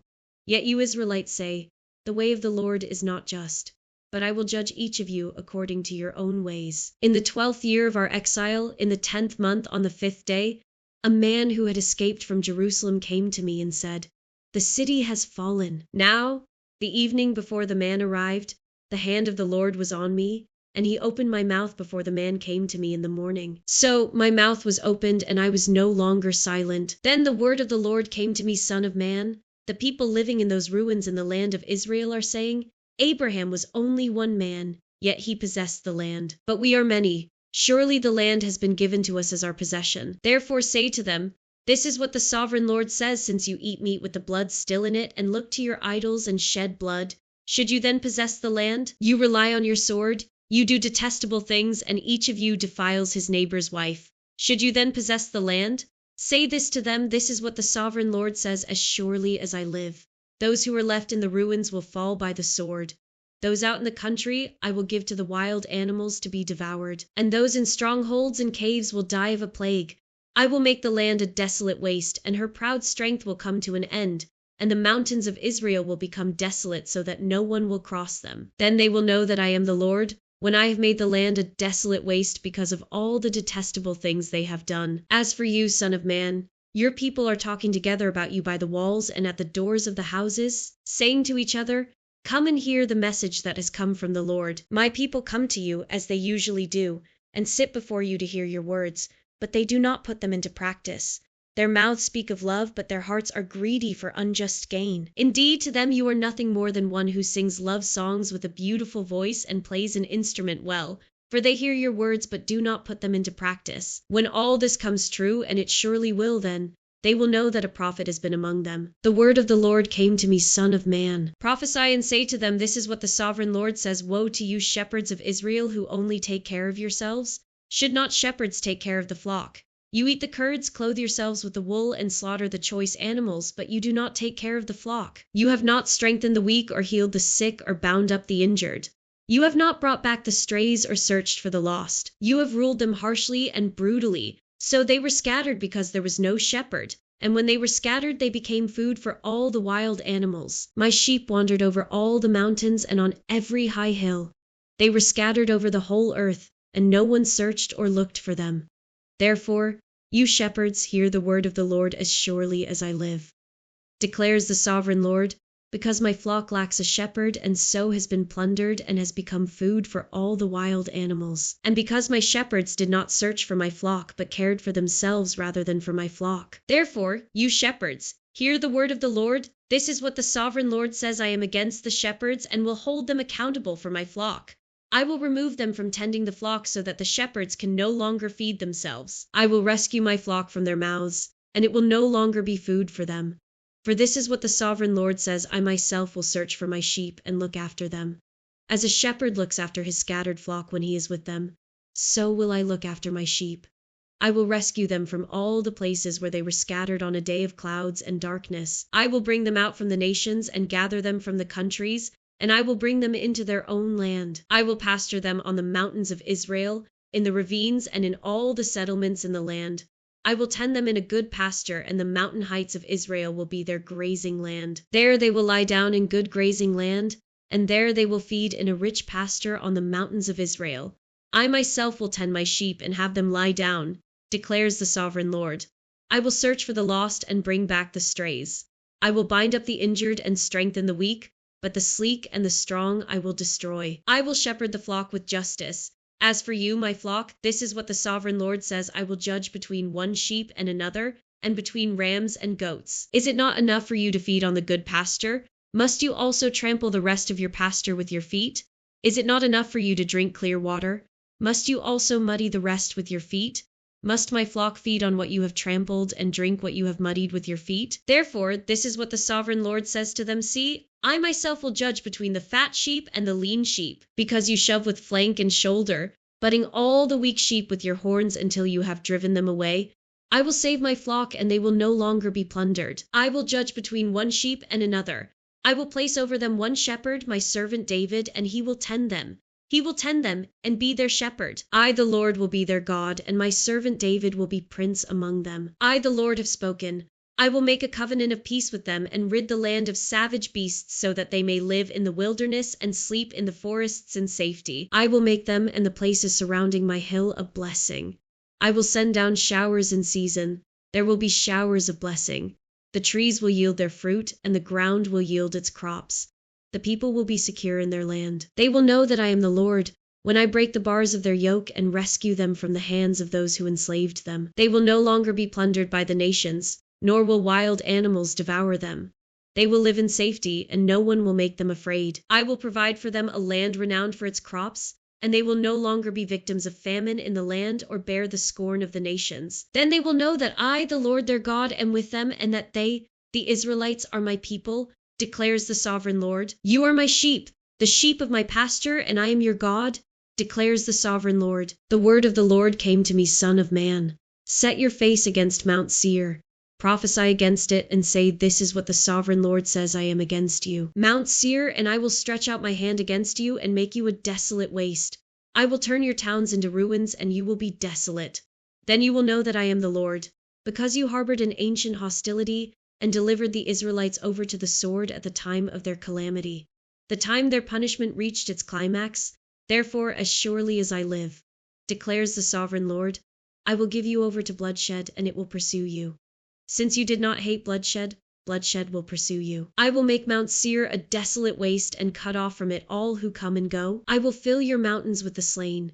Those killed by the sword will fall on your hills and in your valleys and in all your ravines.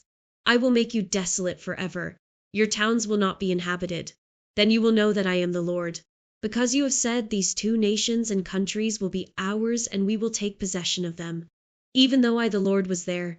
Therefore, as surely as I live, declares the sovereign Lord, I will treat you in accordance with the anger and jealousy you showed in your hatred of them, and I will make myself known among them when I judge you. Then you will know that I, the Lord, have heard all the contemptible things you have said against the mountains of Israel. You said they have been laid waste and have been given over to us to devour. You boasted against me and spoke against me without restraint, and I heard it. This is what the sovereign Lord says while the whole earth rejoices. I will make you desolate. Because you rejoiced when the inheritance of Israel became desolate, that is how I will treat you. You will be desolate, Mount Seir, you and all of Dum. Then they will know that I am the Lord. Son of man, prophesy to the mountains of Israel and say, Mountains of Israel, hear the word of the Lord. This is what the sovereign Lord says the enemy said of you. Aha! The ancient heights have become our possession. Therefore prophesy and say, This is what the sovereign Lord says, because they ravaged and crushed you from every side so that you became the possession of the rest of the nations and the object of people's malicious talk and slander. Therefore, mountains of Israel, hear the word of the sovereign Lord. This is what the sovereign Lord says to the mountains and hills, to the ravines and valleys, to the desolate ruins and the deserted towns that have been plundered and ridiculed by the rest of the nations around you.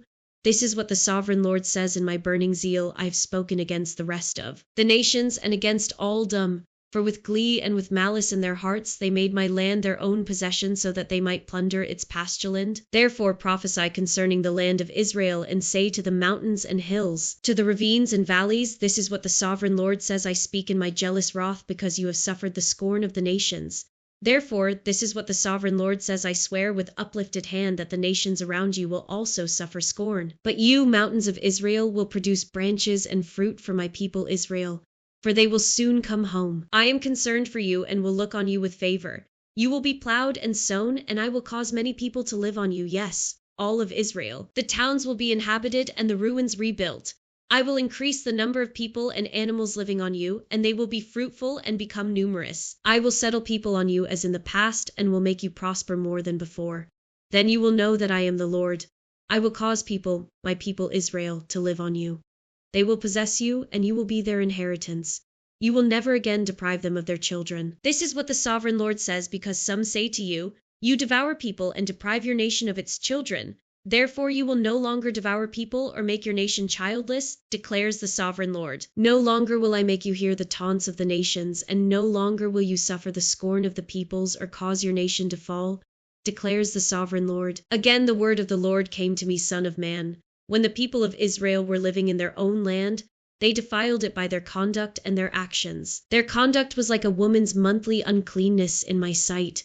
So I poured out my wrath on them because they had shed blood in the land, and because they had defiled it with their idols. I dispersed them among the nations, and they were scattered through the countries. I judged them according to their conduct and their actions. And wherever they went among the nations, they profaned my holy name.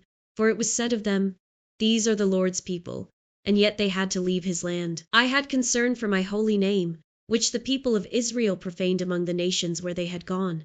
Therefore say to the Israelites, This is what the sovereign Lord says, It is not for your sake, people of Israel, that I am going to do these things, but for the sake of my holy name, which you have profaned among the nations where you have gone. I will show the holiness of my great name, which has been profaned among the nations, the name you have profaned among them. Then the nations will know that I am the Lord, declares the sovereign Lord, when I am proved holy through you before their eyes. For I will take you out of the nations. I will gather you from all the countries and bring you back into your own land. I will sprinkle clean water on you, and you will be clean.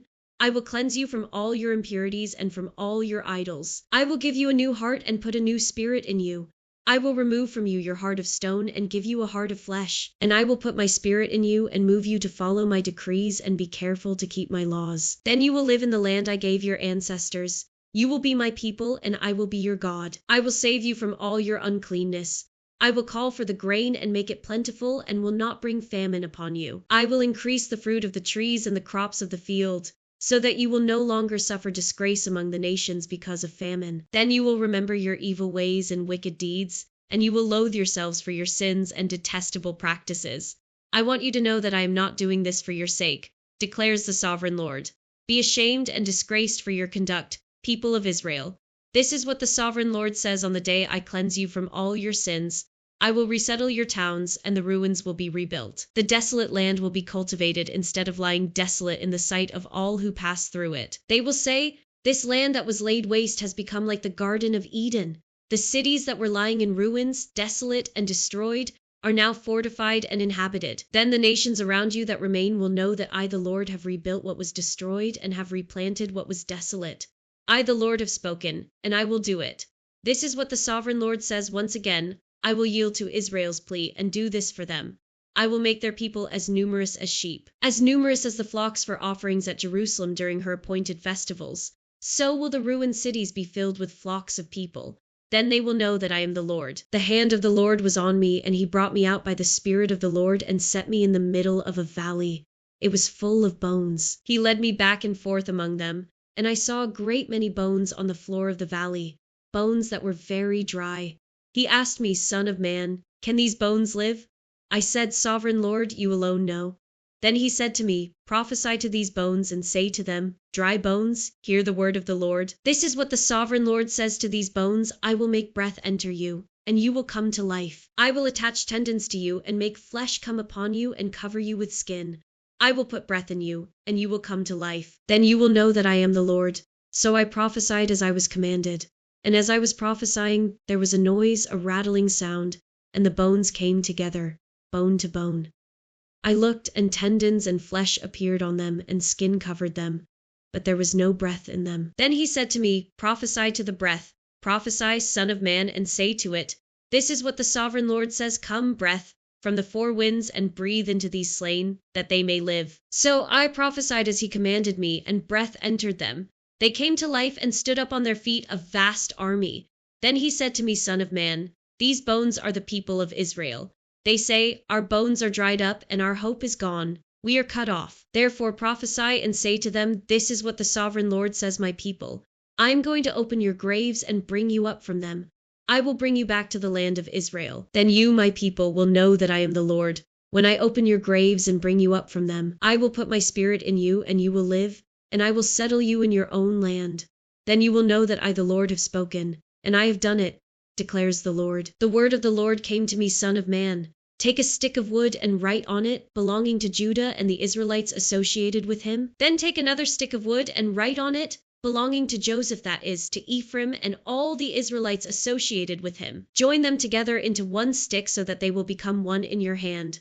When your people ask you, "Won't you tell us what you mean by this?" Say to them, "This is what the sovereign Lord says. I am going to take the stick of Joseph, which is in Ephraim's hand, and of the Israelite tribes associated with him, and join it to Judah's stick. I will make them into a single stick of wood, and they will become one in my hand. Hold before their eyes the sticks you have written on, and say to them, 'This is what the sovereign Lord says. I will take the Israelites out of the nations where they have gone. I will gather them from all around and bring them back into their own land.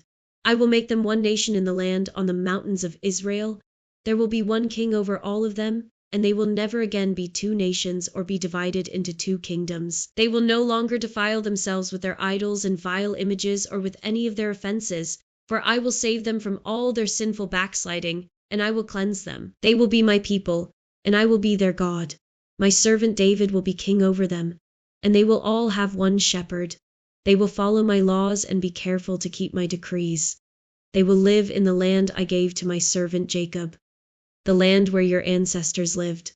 They and their children's children will live there forever, and David my servant will be their prince forever. I will make a covenant of peace with them. It will be an everlasting covenant.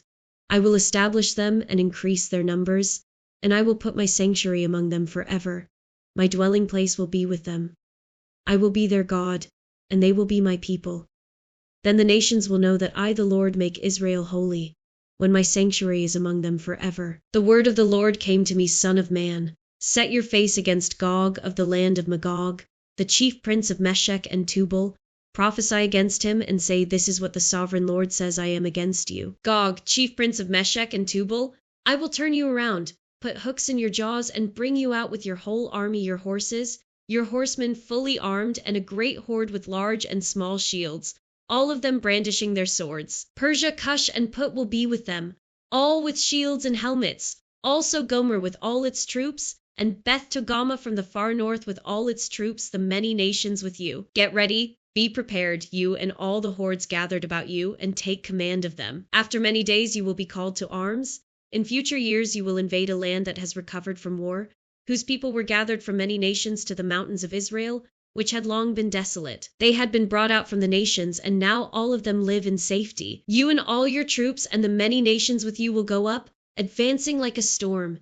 You will be like a cloud covering the land. This is what the sovereign Lord says. On that day thoughts will come into your mind, and you will devise an evil scheme. You will say, I will invade a land of unwalled villages. I will attack a peaceful and unsuspecting people, all of them living without walls and without gates and bars. I will plunder and loot and turn my hand against the resettled ruins, and the people gathered from the nations, rich in livestock and goods, living at the center of the land. Sheba and Dedan and the merchants of Tarshish and all her villages will say to you, have you come to plunder? Have you gathered your hordes to loot, to carry off silver and gold, to take away livestock and goods, and to seize much plunder? Therefore, Son of man, prophesy and say to Gog, this is what the sovereign Lord says in that day, when my people Israel are living in safety. Will you not take notice of it? You will come from your place in the far north, you and many nations with you, all of them riding on horses, a great horde, a mighty army. You will advance against my people Israel like a cloud that covers the land. In days to come, Gog, I will bring you against my land, so that the nations may know me when I am proved holy through you before their eyes. This is what the sovereign Lord says. You are the one I spoke of in former days by my servants, the prophets of Israel. At that time they prophesied for years that I would bring you against them. This is what will happen in that day when Gog attacks the land of Israel. My hot anger will be aroused, declares the sovereign Lord. In my zeal and fiery wrath I declare that at that time there shall be a great earthquake in the land of Israel. The fish in the sea, the birds in the sky, the beasts of the field, every creature that moves along the ground, and all the people on the face of the earth will tremble at my presence. The mountains will be overturned, the cliffs will crumble, and every wall will fall to the ground. I will summon a sword against Gog on all my mountains, declares the sovereign Lord. Every man's sword will be against his brother. I will execute judgment on him with plague and bloodshed. I will pour down torrents of rain, hailstones, and burning sulfur on him and on his troops and on the many nations with him. And so I will show my greatness and my holiness, and I will make myself known in the sight of many nations. Then they will know that I am the Lord. Son of man, prophesy against Gog and say, this is what the sovereign Lord says I am against you. Gog, chief prince of Meshech and Tubal, I will turn you around and drag you along. I will bring you from the far north and send you against the mountains of Israel. Then I will strike your bow from your left hand and make your arrows drop from your right hand. On the mountains of Israel you will fall, you and all your troops and the nations with you. I will give you as food to all kinds of carrion birds and to the wild animals. You will fall in the open field, for I have spoken, declares the sovereign Lord. I will send fire on Magog and on those who live in safety in the coastlands, and they will know that I am the Lord. I will make known my holy name among my people Israel. I will no longer let my holy name be profaned, and the nations will know that I, the Lord, am the Holy One in Israel. It is coming. It will surely take place, declares the sovereign Lord. This is the day I have spoken of. Then those who live in the towns of Israel will go out and use the weapons for fuel and burn them up, the small and large shields, the bows and arrows, the war clubs and spears. For 7 years they will use them for fuel. They will not need to gather wood from the fields or cut it from the forests, because they will use the weapons for fuel. And they will plunder those who plundered them and loot those who looted them, declares the sovereign Lord. On that day I will give Gog a burial place in Israel, in the valley of those who travel east of the sea. It will block the way of travelers, because Gog and all his hordes will be buried there. So it will be called the Valley of Ham and Gog. For 7 months the Israelites will be burying them in order to cleanse the land. All the people of the land will bury them, and the day I display my glory will be a memorable day for them, declares the sovereign Lord. People will be continually employed in cleansing the land. They will spread out across the land, and along with others they will bury any bodies that are lying on the ground. After the 7 months they will carry out a more detailed search. As they go through the land, anyone who sees a human bone will leave a marker beside it until the gravediggers bury it in the Valley of Ham and Gog, near a town called Hamona, and so they will cleanse the land. Son of man, this is what the sovereign Lord says: call out to every kind of bird, and all the wild animals assemble and come together from all around to the sacrifice I am preparing for you. The great sacrifice on the mountains of Israel. There you will eat flesh and drink blood. You will eat the flesh of mighty men and drink the blood of the princes of the earth, as if they were rams and lambs, goats and bulls, all of them fattened animals from Bashan. At the sacrifice I am preparing for you, you will eat fat till you are glutted and drink blood till you are drunk. At my table you will eat your fill of horses and riders, mighty men and soldiers of every kind, declares the sovereign Lord. I will display my glory among the nations, and all the nations will see the punishment I inflict and the hand I lay on them. From that day forward, the people of Israel will know that I am the Lord their God, and the nations will know that the people of Israel went into exile for their sin, because they were unfaithful to me. So I hid my face from them and handed them over to their enemies, and they all fell by the sword.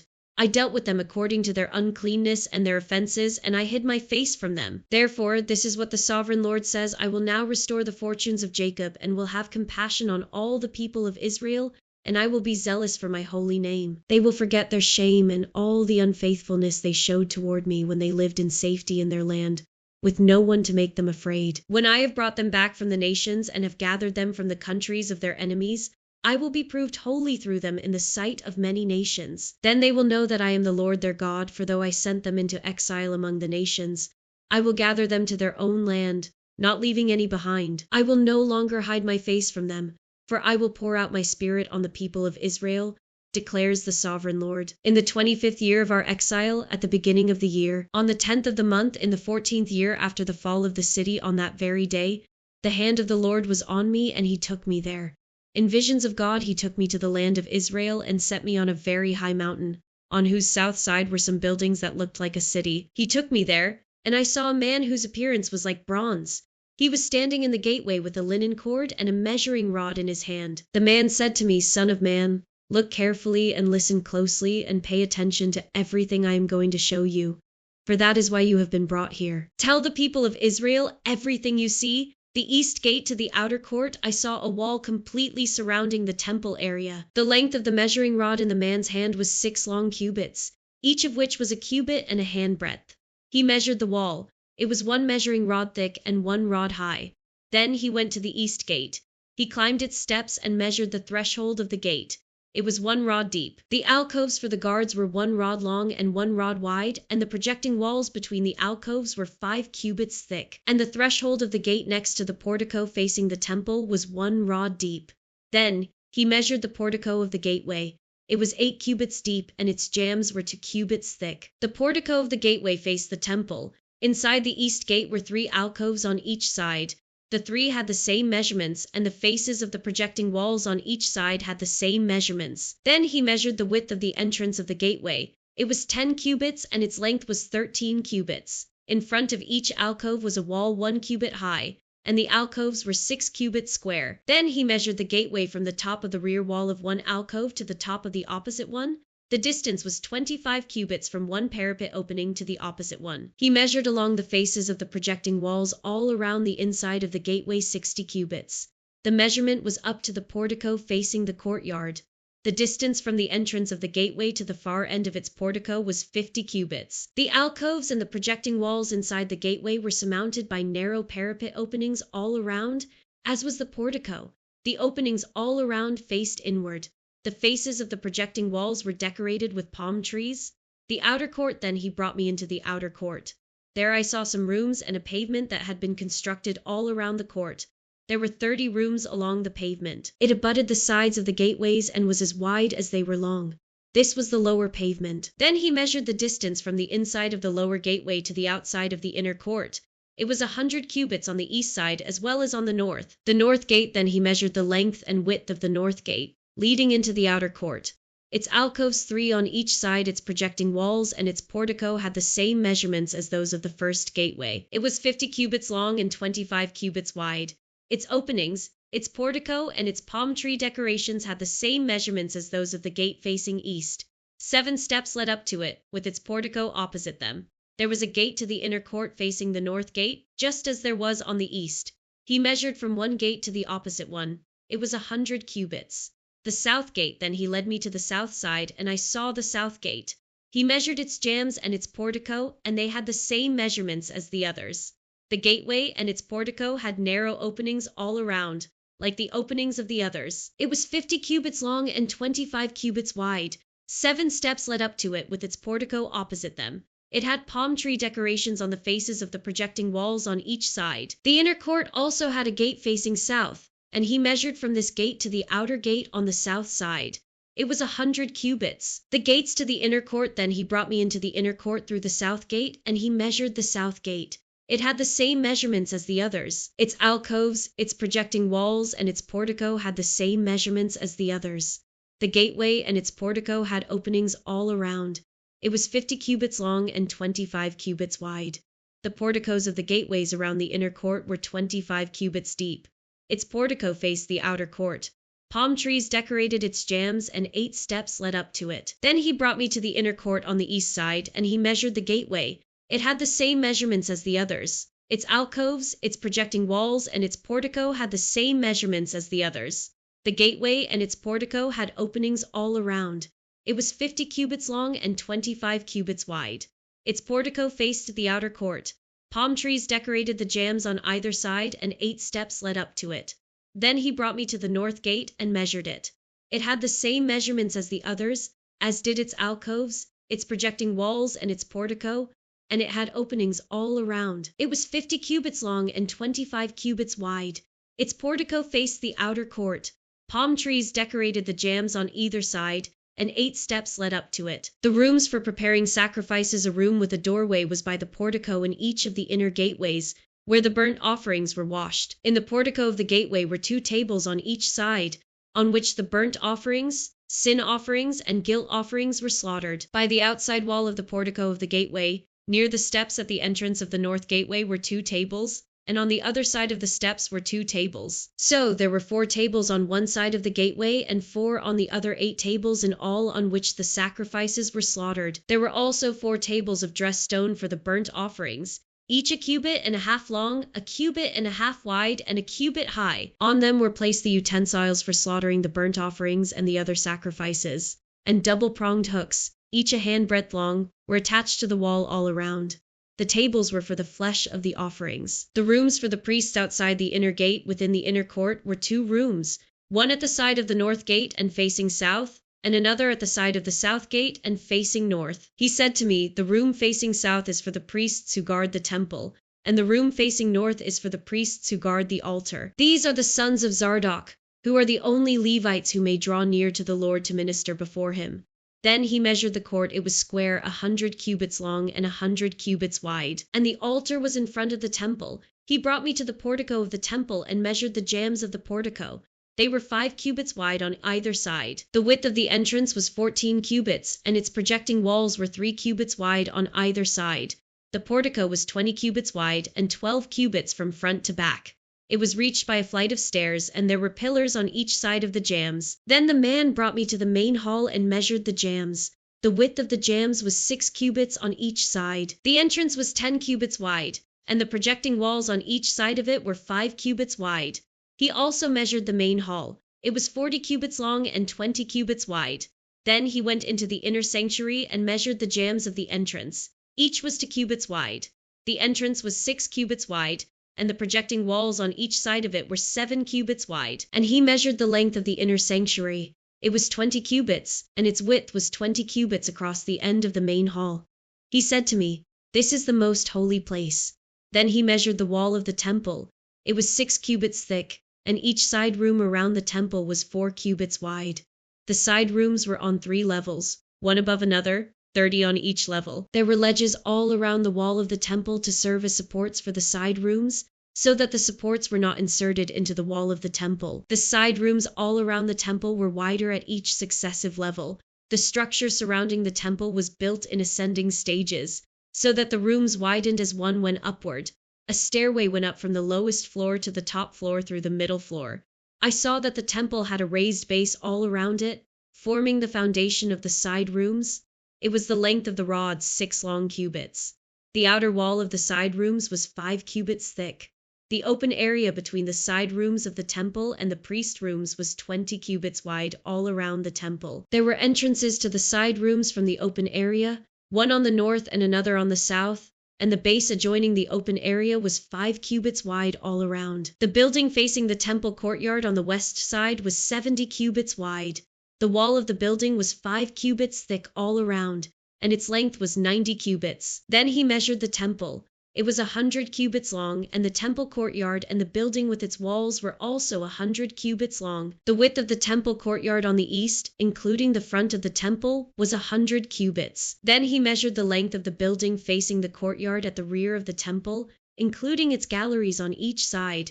It was 100 cubits. The main hall, the inner sanctuary, and the portico facing the court, as well as the thresholds and the narrow windows and galleries around the three of them, everything beyond and including the threshold was covered with wood. The floor, the wall up to the windows, and the windows were covered. In the space above the outside of the entrance to the inner sanctuary, and on the walls at regular intervals all around the inner and outer sanctuary were carved cherubim and palm trees. Palm trees alternated with cherubim. Each cherub had to face as the face of a human being toward the palm tree on one side, and the face of a lion toward the palm tree on the other. They were carved all around the whole temple. From the floor to the area above the entrance, cherubim and palm trees were carved on the wall of the main hall. The main hall had a rectangular door frame, and the one at the front of the most holy place was similar. There was a wooden altar 3 cubits high and 2 cubits square.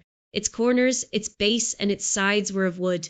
The man said to me, "This is the table that is before the Lord." Both the main hall and the most holy place had double doors.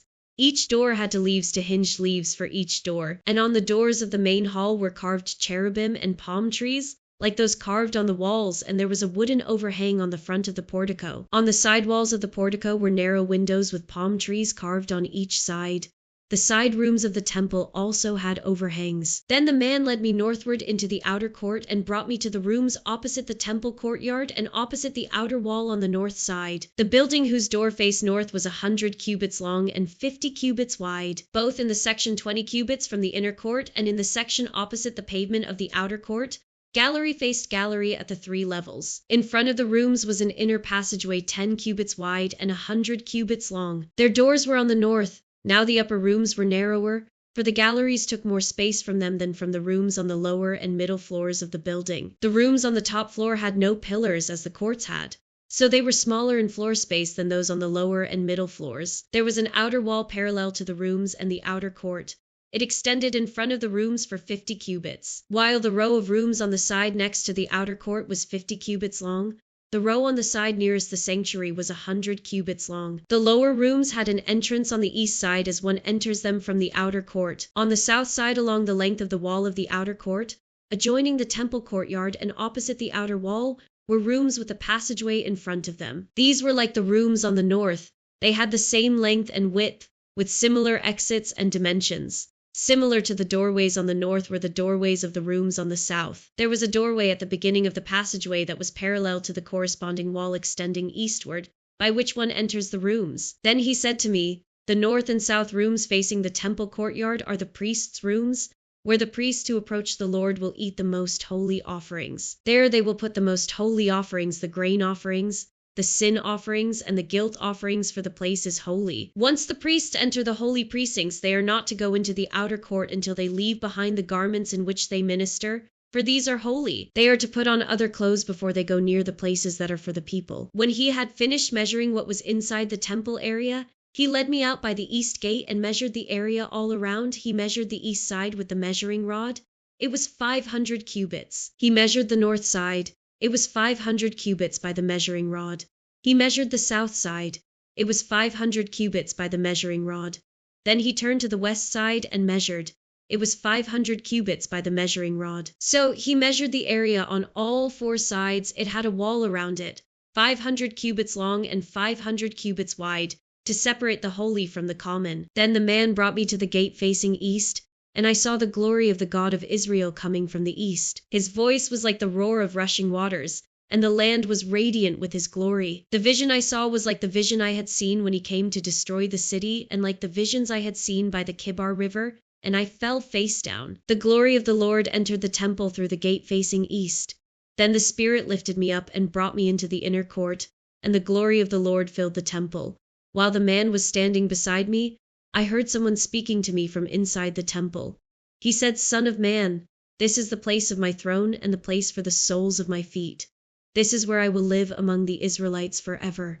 The people of Israel will never again defile my holy name, neither they nor their kings by their prostitution and the funeral offerings for their kings at their death. When they placed their threshold next to my threshold and their doorposts beside my doorposts, with only a wall between me and them, they defiled my holy name by their detestable practices. So I destroyed them in my anger. Now let them put away from me their prostitution and the funeral offerings for their kings, and I will live among them forever. Son of man, describe the temple to the people of Israel, that they may be ashamed of their sins. Let them consider its perfection, and if they are ashamed of all they have done, make known to them the design of the temple, its arrangement, its exits and entrances, its whole design, and all its regulations and laws. Write these down before them so that they may be faithful to its design and follow all its regulations. This is the law of the temple. All the surrounding area on top of the mountain will be most holy. Such is the law of the temple. These are the measurements of the altar in long cubits. That cubit being a cubit and a handbreadth, its gutter is a cubit deep and a cubit wide, with a rim of 1 span around the edge. And this is the height of the altar from the gutter on the ground up to the lower ledge that goes around the altar. It is 2 cubits high, and the ledge is a cubit wide. From this lower ledge to the upper ledge that goes around the altar, it is 4 cubits high, and that ledge is also a cubit wide. Above that, the altar hearth is 4 cubits high, and 4 horns project upward from the hearth. The altar hearth is square, 12 cubits long and 12 cubits wide. The upper ledge also is square, 14 cubits long and 14 cubits wide. All around the altar is a gutter of 1 cubit with a rim of half a cubit. The steps of the altar face east. Then he said to me, Son of man, this is what the sovereign Lord says. These will be the regulations for sacrificing burnt offerings and splashing blood against the altar when it is built. You are to give a young bull as a sin offering to the Levitical priests of the family of Zadok who come near to minister before me, declares the sovereign Lord. You are to take some of its blood and put it on the 4 horns of the altar and on the 4 corners of the upper ledge and all around the rim, and so purify the altar and make atonement for it. You are to take the bull for the sin offering and burn it in the designated part of the temple area outside the sanctuary. On the 2nd day you are to offer a male goat without defect for a sin offering, and the altar is to be purified as it was purified with the bull. When you have finished purifying it, you are to offer a young bull and a ram from the flock, both without defect. You are to offer them before the Lord, and the priests are to sprinkle salt on them and sacrifice them as a burnt offering to the Lord. For 7 days you are to provide a male goat daily for a sin offering. You are also to provide a young bull and a ram from the flock, both without defect. For 7 days they are to make atonement for the altar and cleanse it. Thus they will dedicate it. At the end of these days, from the 8th day on, the priests are to present your burnt offerings and fellowship offerings on the altar. Then I will accept you, declares the sovereign Lord. Then the man brought me back to the outer gate of the sanctuary, the one facing east, and it was shut. The Lord said to me, This gate is to remain shut. It must not be opened. No one may enter through it. It is to remain shut because the Lord, the God of Israel, has entered through it. The prince himself is the only one who may sit inside the gateway to eat in the presence of the Lord. He is to enter by way of the portico of the gateway and go out the same way. Then the man brought me by way of the north gate to the front of the temple. I looked and saw the glory of the Lord filling the temple of the Lord, and I fell face down. The Lord said to me, Son of man, look carefully, listen closely, and give attention to everything I tell you concerning all the regulations and instructions regarding the temple of the Lord. Give attention to the entrance to the temple and all the exits of the sanctuary. Say to rebellious Israel, This is what the sovereign Lord says, enough of your detestable practices, people of Israel. In addition to all your other detestable practices, you brought foreigners uncircumcised in heart and flesh into my sanctuary, desecrating my temple while you offered me food, fat, and blood, and you broke my covenant. Instead of carrying out your duty in regard to my holy things, you put others in charge of my sanctuary. This is what the sovereign Lord says, no foreigner uncircumcised in heart and flesh is to enter my sanctuary, not even the foreigners who live among the Israelites. The Levites who went far from me when Israel went astray and who wandered from me after their idols must bear the consequences of their sin. They may serve in my sanctuary, having charge of the gates of the temple and serving in it. They may slaughter the burnt offerings and sacrifices for the people, and stand before the people and serve them. But because they served them in the presence of their idols and made the people of Israel fall into sin, therefore I have sworn with uplifted hand that they must bear the consequences of their sin, declares the sovereign Lord. They are not to come near to serve me as priests, or come near any of my holy things or my most holy offerings. They must bear the shame of their detestable practices, and I will appoint them to guard the temple for all the work that is to be done in it. But the Levitical priests, who are descendants of Zardoc and who guarded my sanctuary when the Israelites went astray from me, are to come near to minister before me. They are to stand before me to offer sacrifices of fat and blood, declares the sovereign Lord. They alone are to enter my sanctuary. They alone are to come near my table to minister before me and serve me as guards. When they enter the gates of the inner court, they are to wear linen clothes. They must not wear any woolen garment while ministering at the gates of the inner court or inside the temple. They are to wear linen turbans on their heads and linen undergarments around their waists. They must not wear anything that makes them perspire. When they go out into the outer court where the people are, they are to take off the clothes they have been ministering in and are to leave them in the sacred rooms, and put on other clothes so that the people are not consecrated through contact with their garments. They must not shave their heads or let their hair grow long, but they are to keep the hair of their heads trimmed. No priest is to drink wine when he enters the inner court. They must not marry widows or divorced women. They may marry only virgins of Israelite descent or widows of priests. They are to teach my people the difference between the holy and the common and show them how to distinguish between the unclean and the clean. In any dispute, the priests are to serve as judges and decide it according to my ordinances. They are to keep my laws and my decrees for all my appointed festivals, and they are to keep my Sabbaths holy. A priest must not defile himself by going near a dead person. However, if the dead person was his father or mother, son or daughter, brother or unmarried sister, then he may defile himself. After he is cleansed, he must wait 7 days.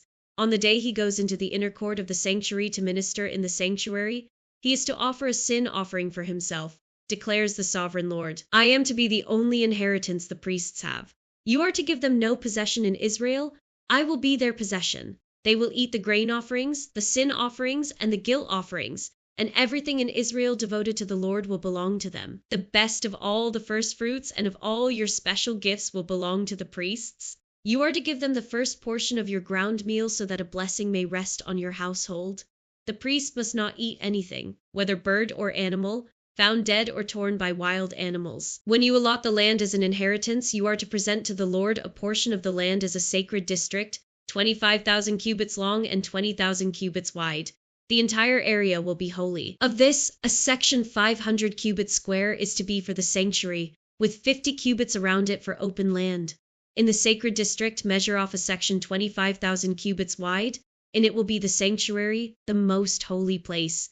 It will be the sacred portion of the land for the priests, who minister in the sanctuary and who draw near to minister before the Lord. It will be a place for their houses as well as a holy place for the sanctuary. An area 25,000 cubits long and 10,000 cubits wide will belong to the Levites, who serve in the temple, as their possession for towns to live in. You are to give the city as its property an area 5,000 cubits wide and 25,000 cubits long, adjoining the sacred portion. It will belong to all Israel. The prince will have the land bordering each side of the area formed by the sacred district and the property of the city. It will extend westward from the west side and eastward from the east side, running lengthwise from the western to the eastern border parallel to one of the tribal portions. This land will be his possession in Israel, and my princes will no longer oppress my people but will allow the people of Israel to possess the land according to their tribes. This is what the sovereign Lord says: you have gone far enough, princes of Israel. Give up your violence and oppression and do what is just and right. Stop dispossessing my people, declares the sovereign Lord. You are to use accurate scales, an accurate ephah, and an accurate bath. The ephah and the bath are to be the same size, the bath containing 1/10 of a homer and the ephah 1/10 of a homer. The homer is to be the standard measure for both. The shekel is to consist of 20 gerahs.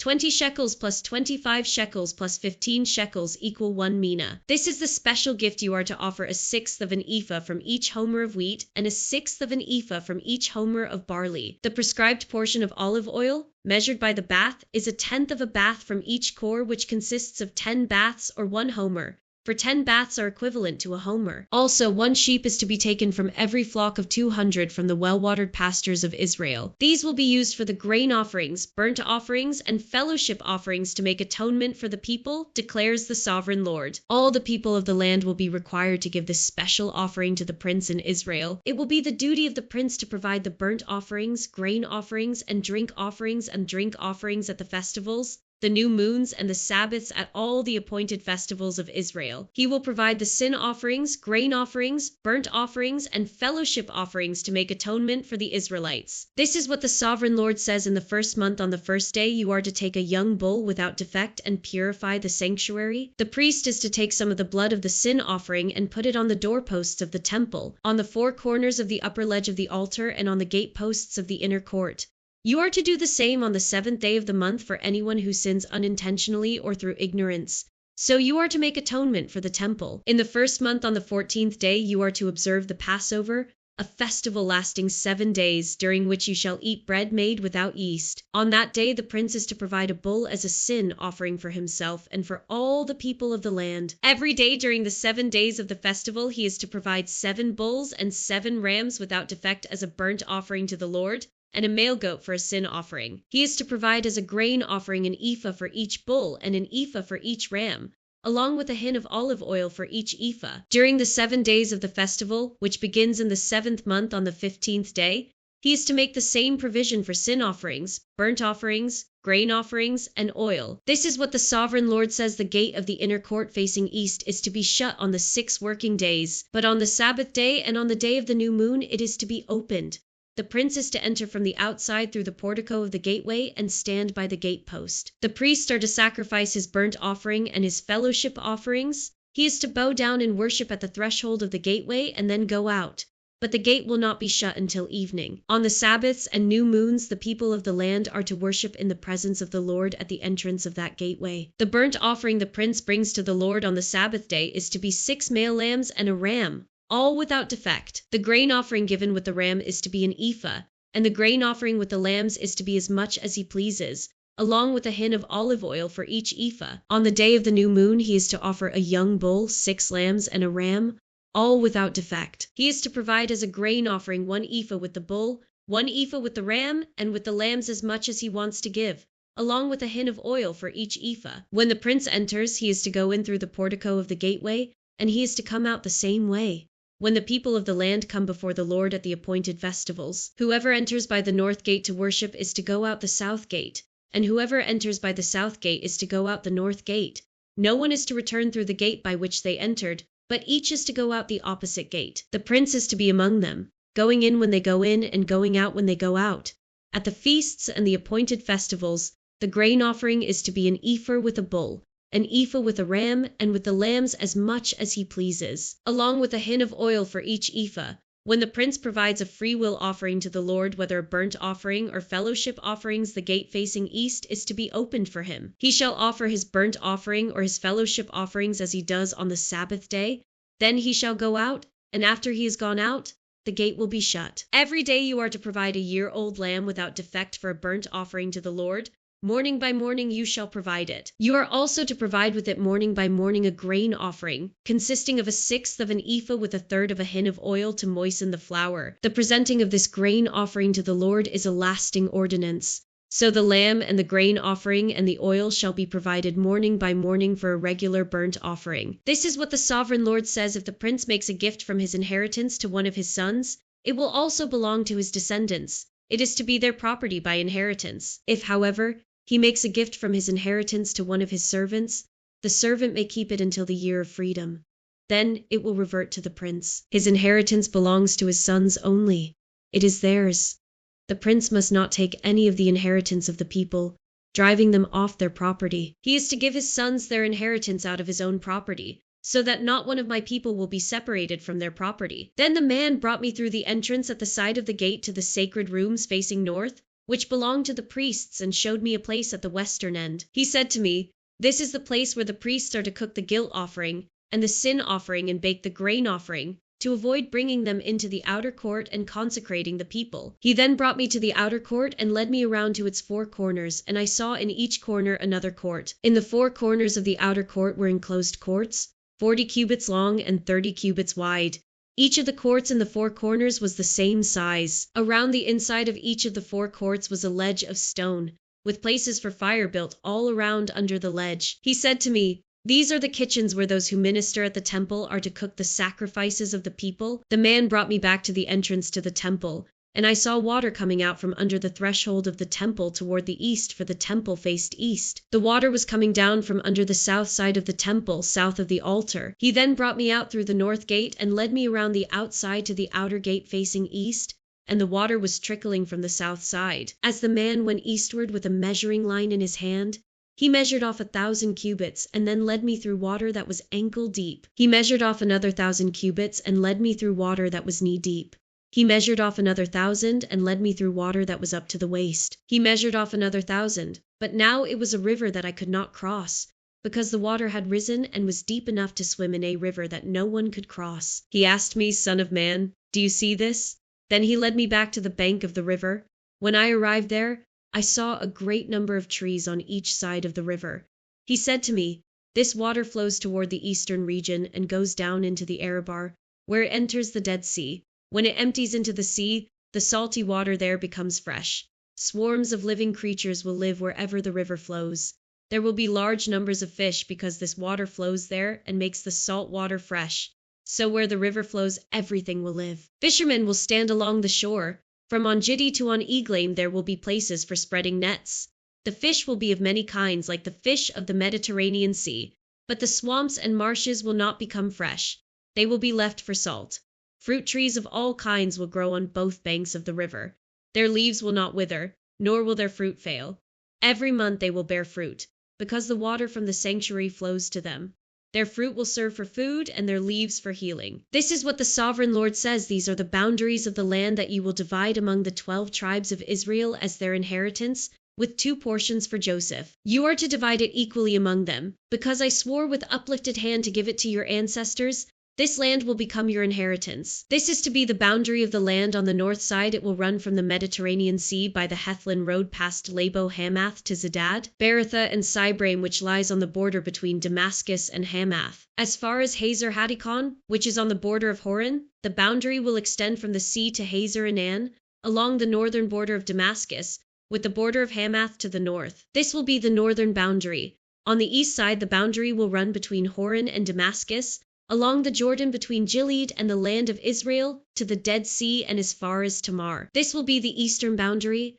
On the south side it will run from Tamar as far as the waters of Merabar Kadesh, then along the Wadi of Egypt to the Mediterranean Sea. This will be the southern boundary. On the west side, the Mediterranean Sea will be the boundary to a point opposite Labo Hamath. This will be the western boundary. You are to distribute this land among yourselves according to the tribes of Israel. You are to allot it as an inheritance for yourselves and for the foreigners residing among you and who have children. You are to consider them as native-born Israelites. Along with you they are to be allotted an inheritance among the tribes of Israel. In whatever tribe a foreigner resides, there you are to give them their inheritance, declares the sovereign Lord. These are the tribes listed by name at the northern frontier. Dan will have 1 portion. It will follow the Hethlon road to Labo Hamath. Hazer Anan and the northern border of Damascus next to Hamath will be part of its border from the east side to the west side. Asher will have 1 portion. It will border the territory of Dan from east to west. Naphtali will have 1 portion. It will border the territory of Asher from east to west. Manasseh will have 1 portion. It will border the territory of Naphtali from east to west. Ephraim will have 1 portion. It will border the territory of Manasseh from east to west. Reuben will have 1 portion. It will border the territory of Ephraim from east to west. Judah will have 1 portion. It will border the territory of Reuben from east to west. Bordering the territory of Judah from east to west will be the portion you are to present as a special gift. It will be 25,000 cubits wide, and its length from east to west will equal one of the tribal portions. The sanctuary will be in the center of it. The special portion you are to offer to the Lord will be 25,000 cubits long and 10,000 cubits wide. This will be the sacred portion for the priests. It will be 25,000 cubits long on the north side, 10,000 cubits wide on the west side, 10,000 cubits wide on the east side, and 25,000 cubits long on the south side. In the center of it will be the sanctuary of the Lord. This will be for the consecrated priests, the Zardokites, who were faithful in serving me and did not go astray as the Levites did when the Israelites went astray. It will be a special gift to them from the sacred portion of the land, a most holy portion bordering the territory of the Levites. Alongside the territory of the priests, the Levites will have an allotment 25,000 cubits long and 10,000 cubits wide. Its total length will be 25,000 cubits and its width 10,000 cubits. They must not sell or exchange any of it. This is the best of the land and must not pass into other hands, because it is holy to the Lord. The remaining area, 5,000 cubits wide and 25,000 cubits long, will be for the common use of the city, for houses and for pastureland. The city will be in the center of it and will have these measurements: the north side 4,500 cubits, the south side 4,500 cubits, the east side 4,500 cubits. The pastureland for the city will be 250 cubits on the north, 250 cubits on the south, 250 cubits on the east, and 250 cubits on the west. What remains of the area, bordering on the sacred portion and running the length of it, will be 10,000 cubits on the east side and 10,000 cubits on the west side. Its produce will supply food for the workers of the city. The workers from the city who farm it will come from all the tribes of Israel. The entire portion will be a square, 25,000 cubits on each side. As a special gift you will set aside the sacred portion, along with the property of the city. What remains on both sides of the area formed by the sacred portion and the property of the city will belong to the prince. It will extend eastward from the 25,000 cubits of the sacred portion to the eastern border, and westward from the 25,000 cubits to the western border. Both these areas running the length of the tribal portions will belong to the prince, and the sacred portion with the temple sanctuary will be in the center of them. So the property of the Levites and the property of the city will lie in the center of the area that belongs to the prince. The area belonging to the prince will lie between the border of Judah and the border of Benjamin. As for the rest of the tribes, Benjamin will have one portion. It will extend from the east side to the west side. Simeon will have one portion. It will border the territory of Benjamin from east to west. Issachar will have one portion. It will border the territory of Simeon from east to west. Zebulun will have one portion. It will border the territory of Issachar from east to west. Gad will have one portion. It will border the territory of Zebulun from east to west. The southern boundary of Gad will run south from Tamar to the waters of Meribah Kadesh, then along the Wadi of Egypt to the Mediterranean Sea. This is the land you are to allot as an inheritance to the tribes of Israel, and these will be their portions, declares the sovereign Lord. These will be the exits of the city beginning on the north side, which is 4,500 cubits long.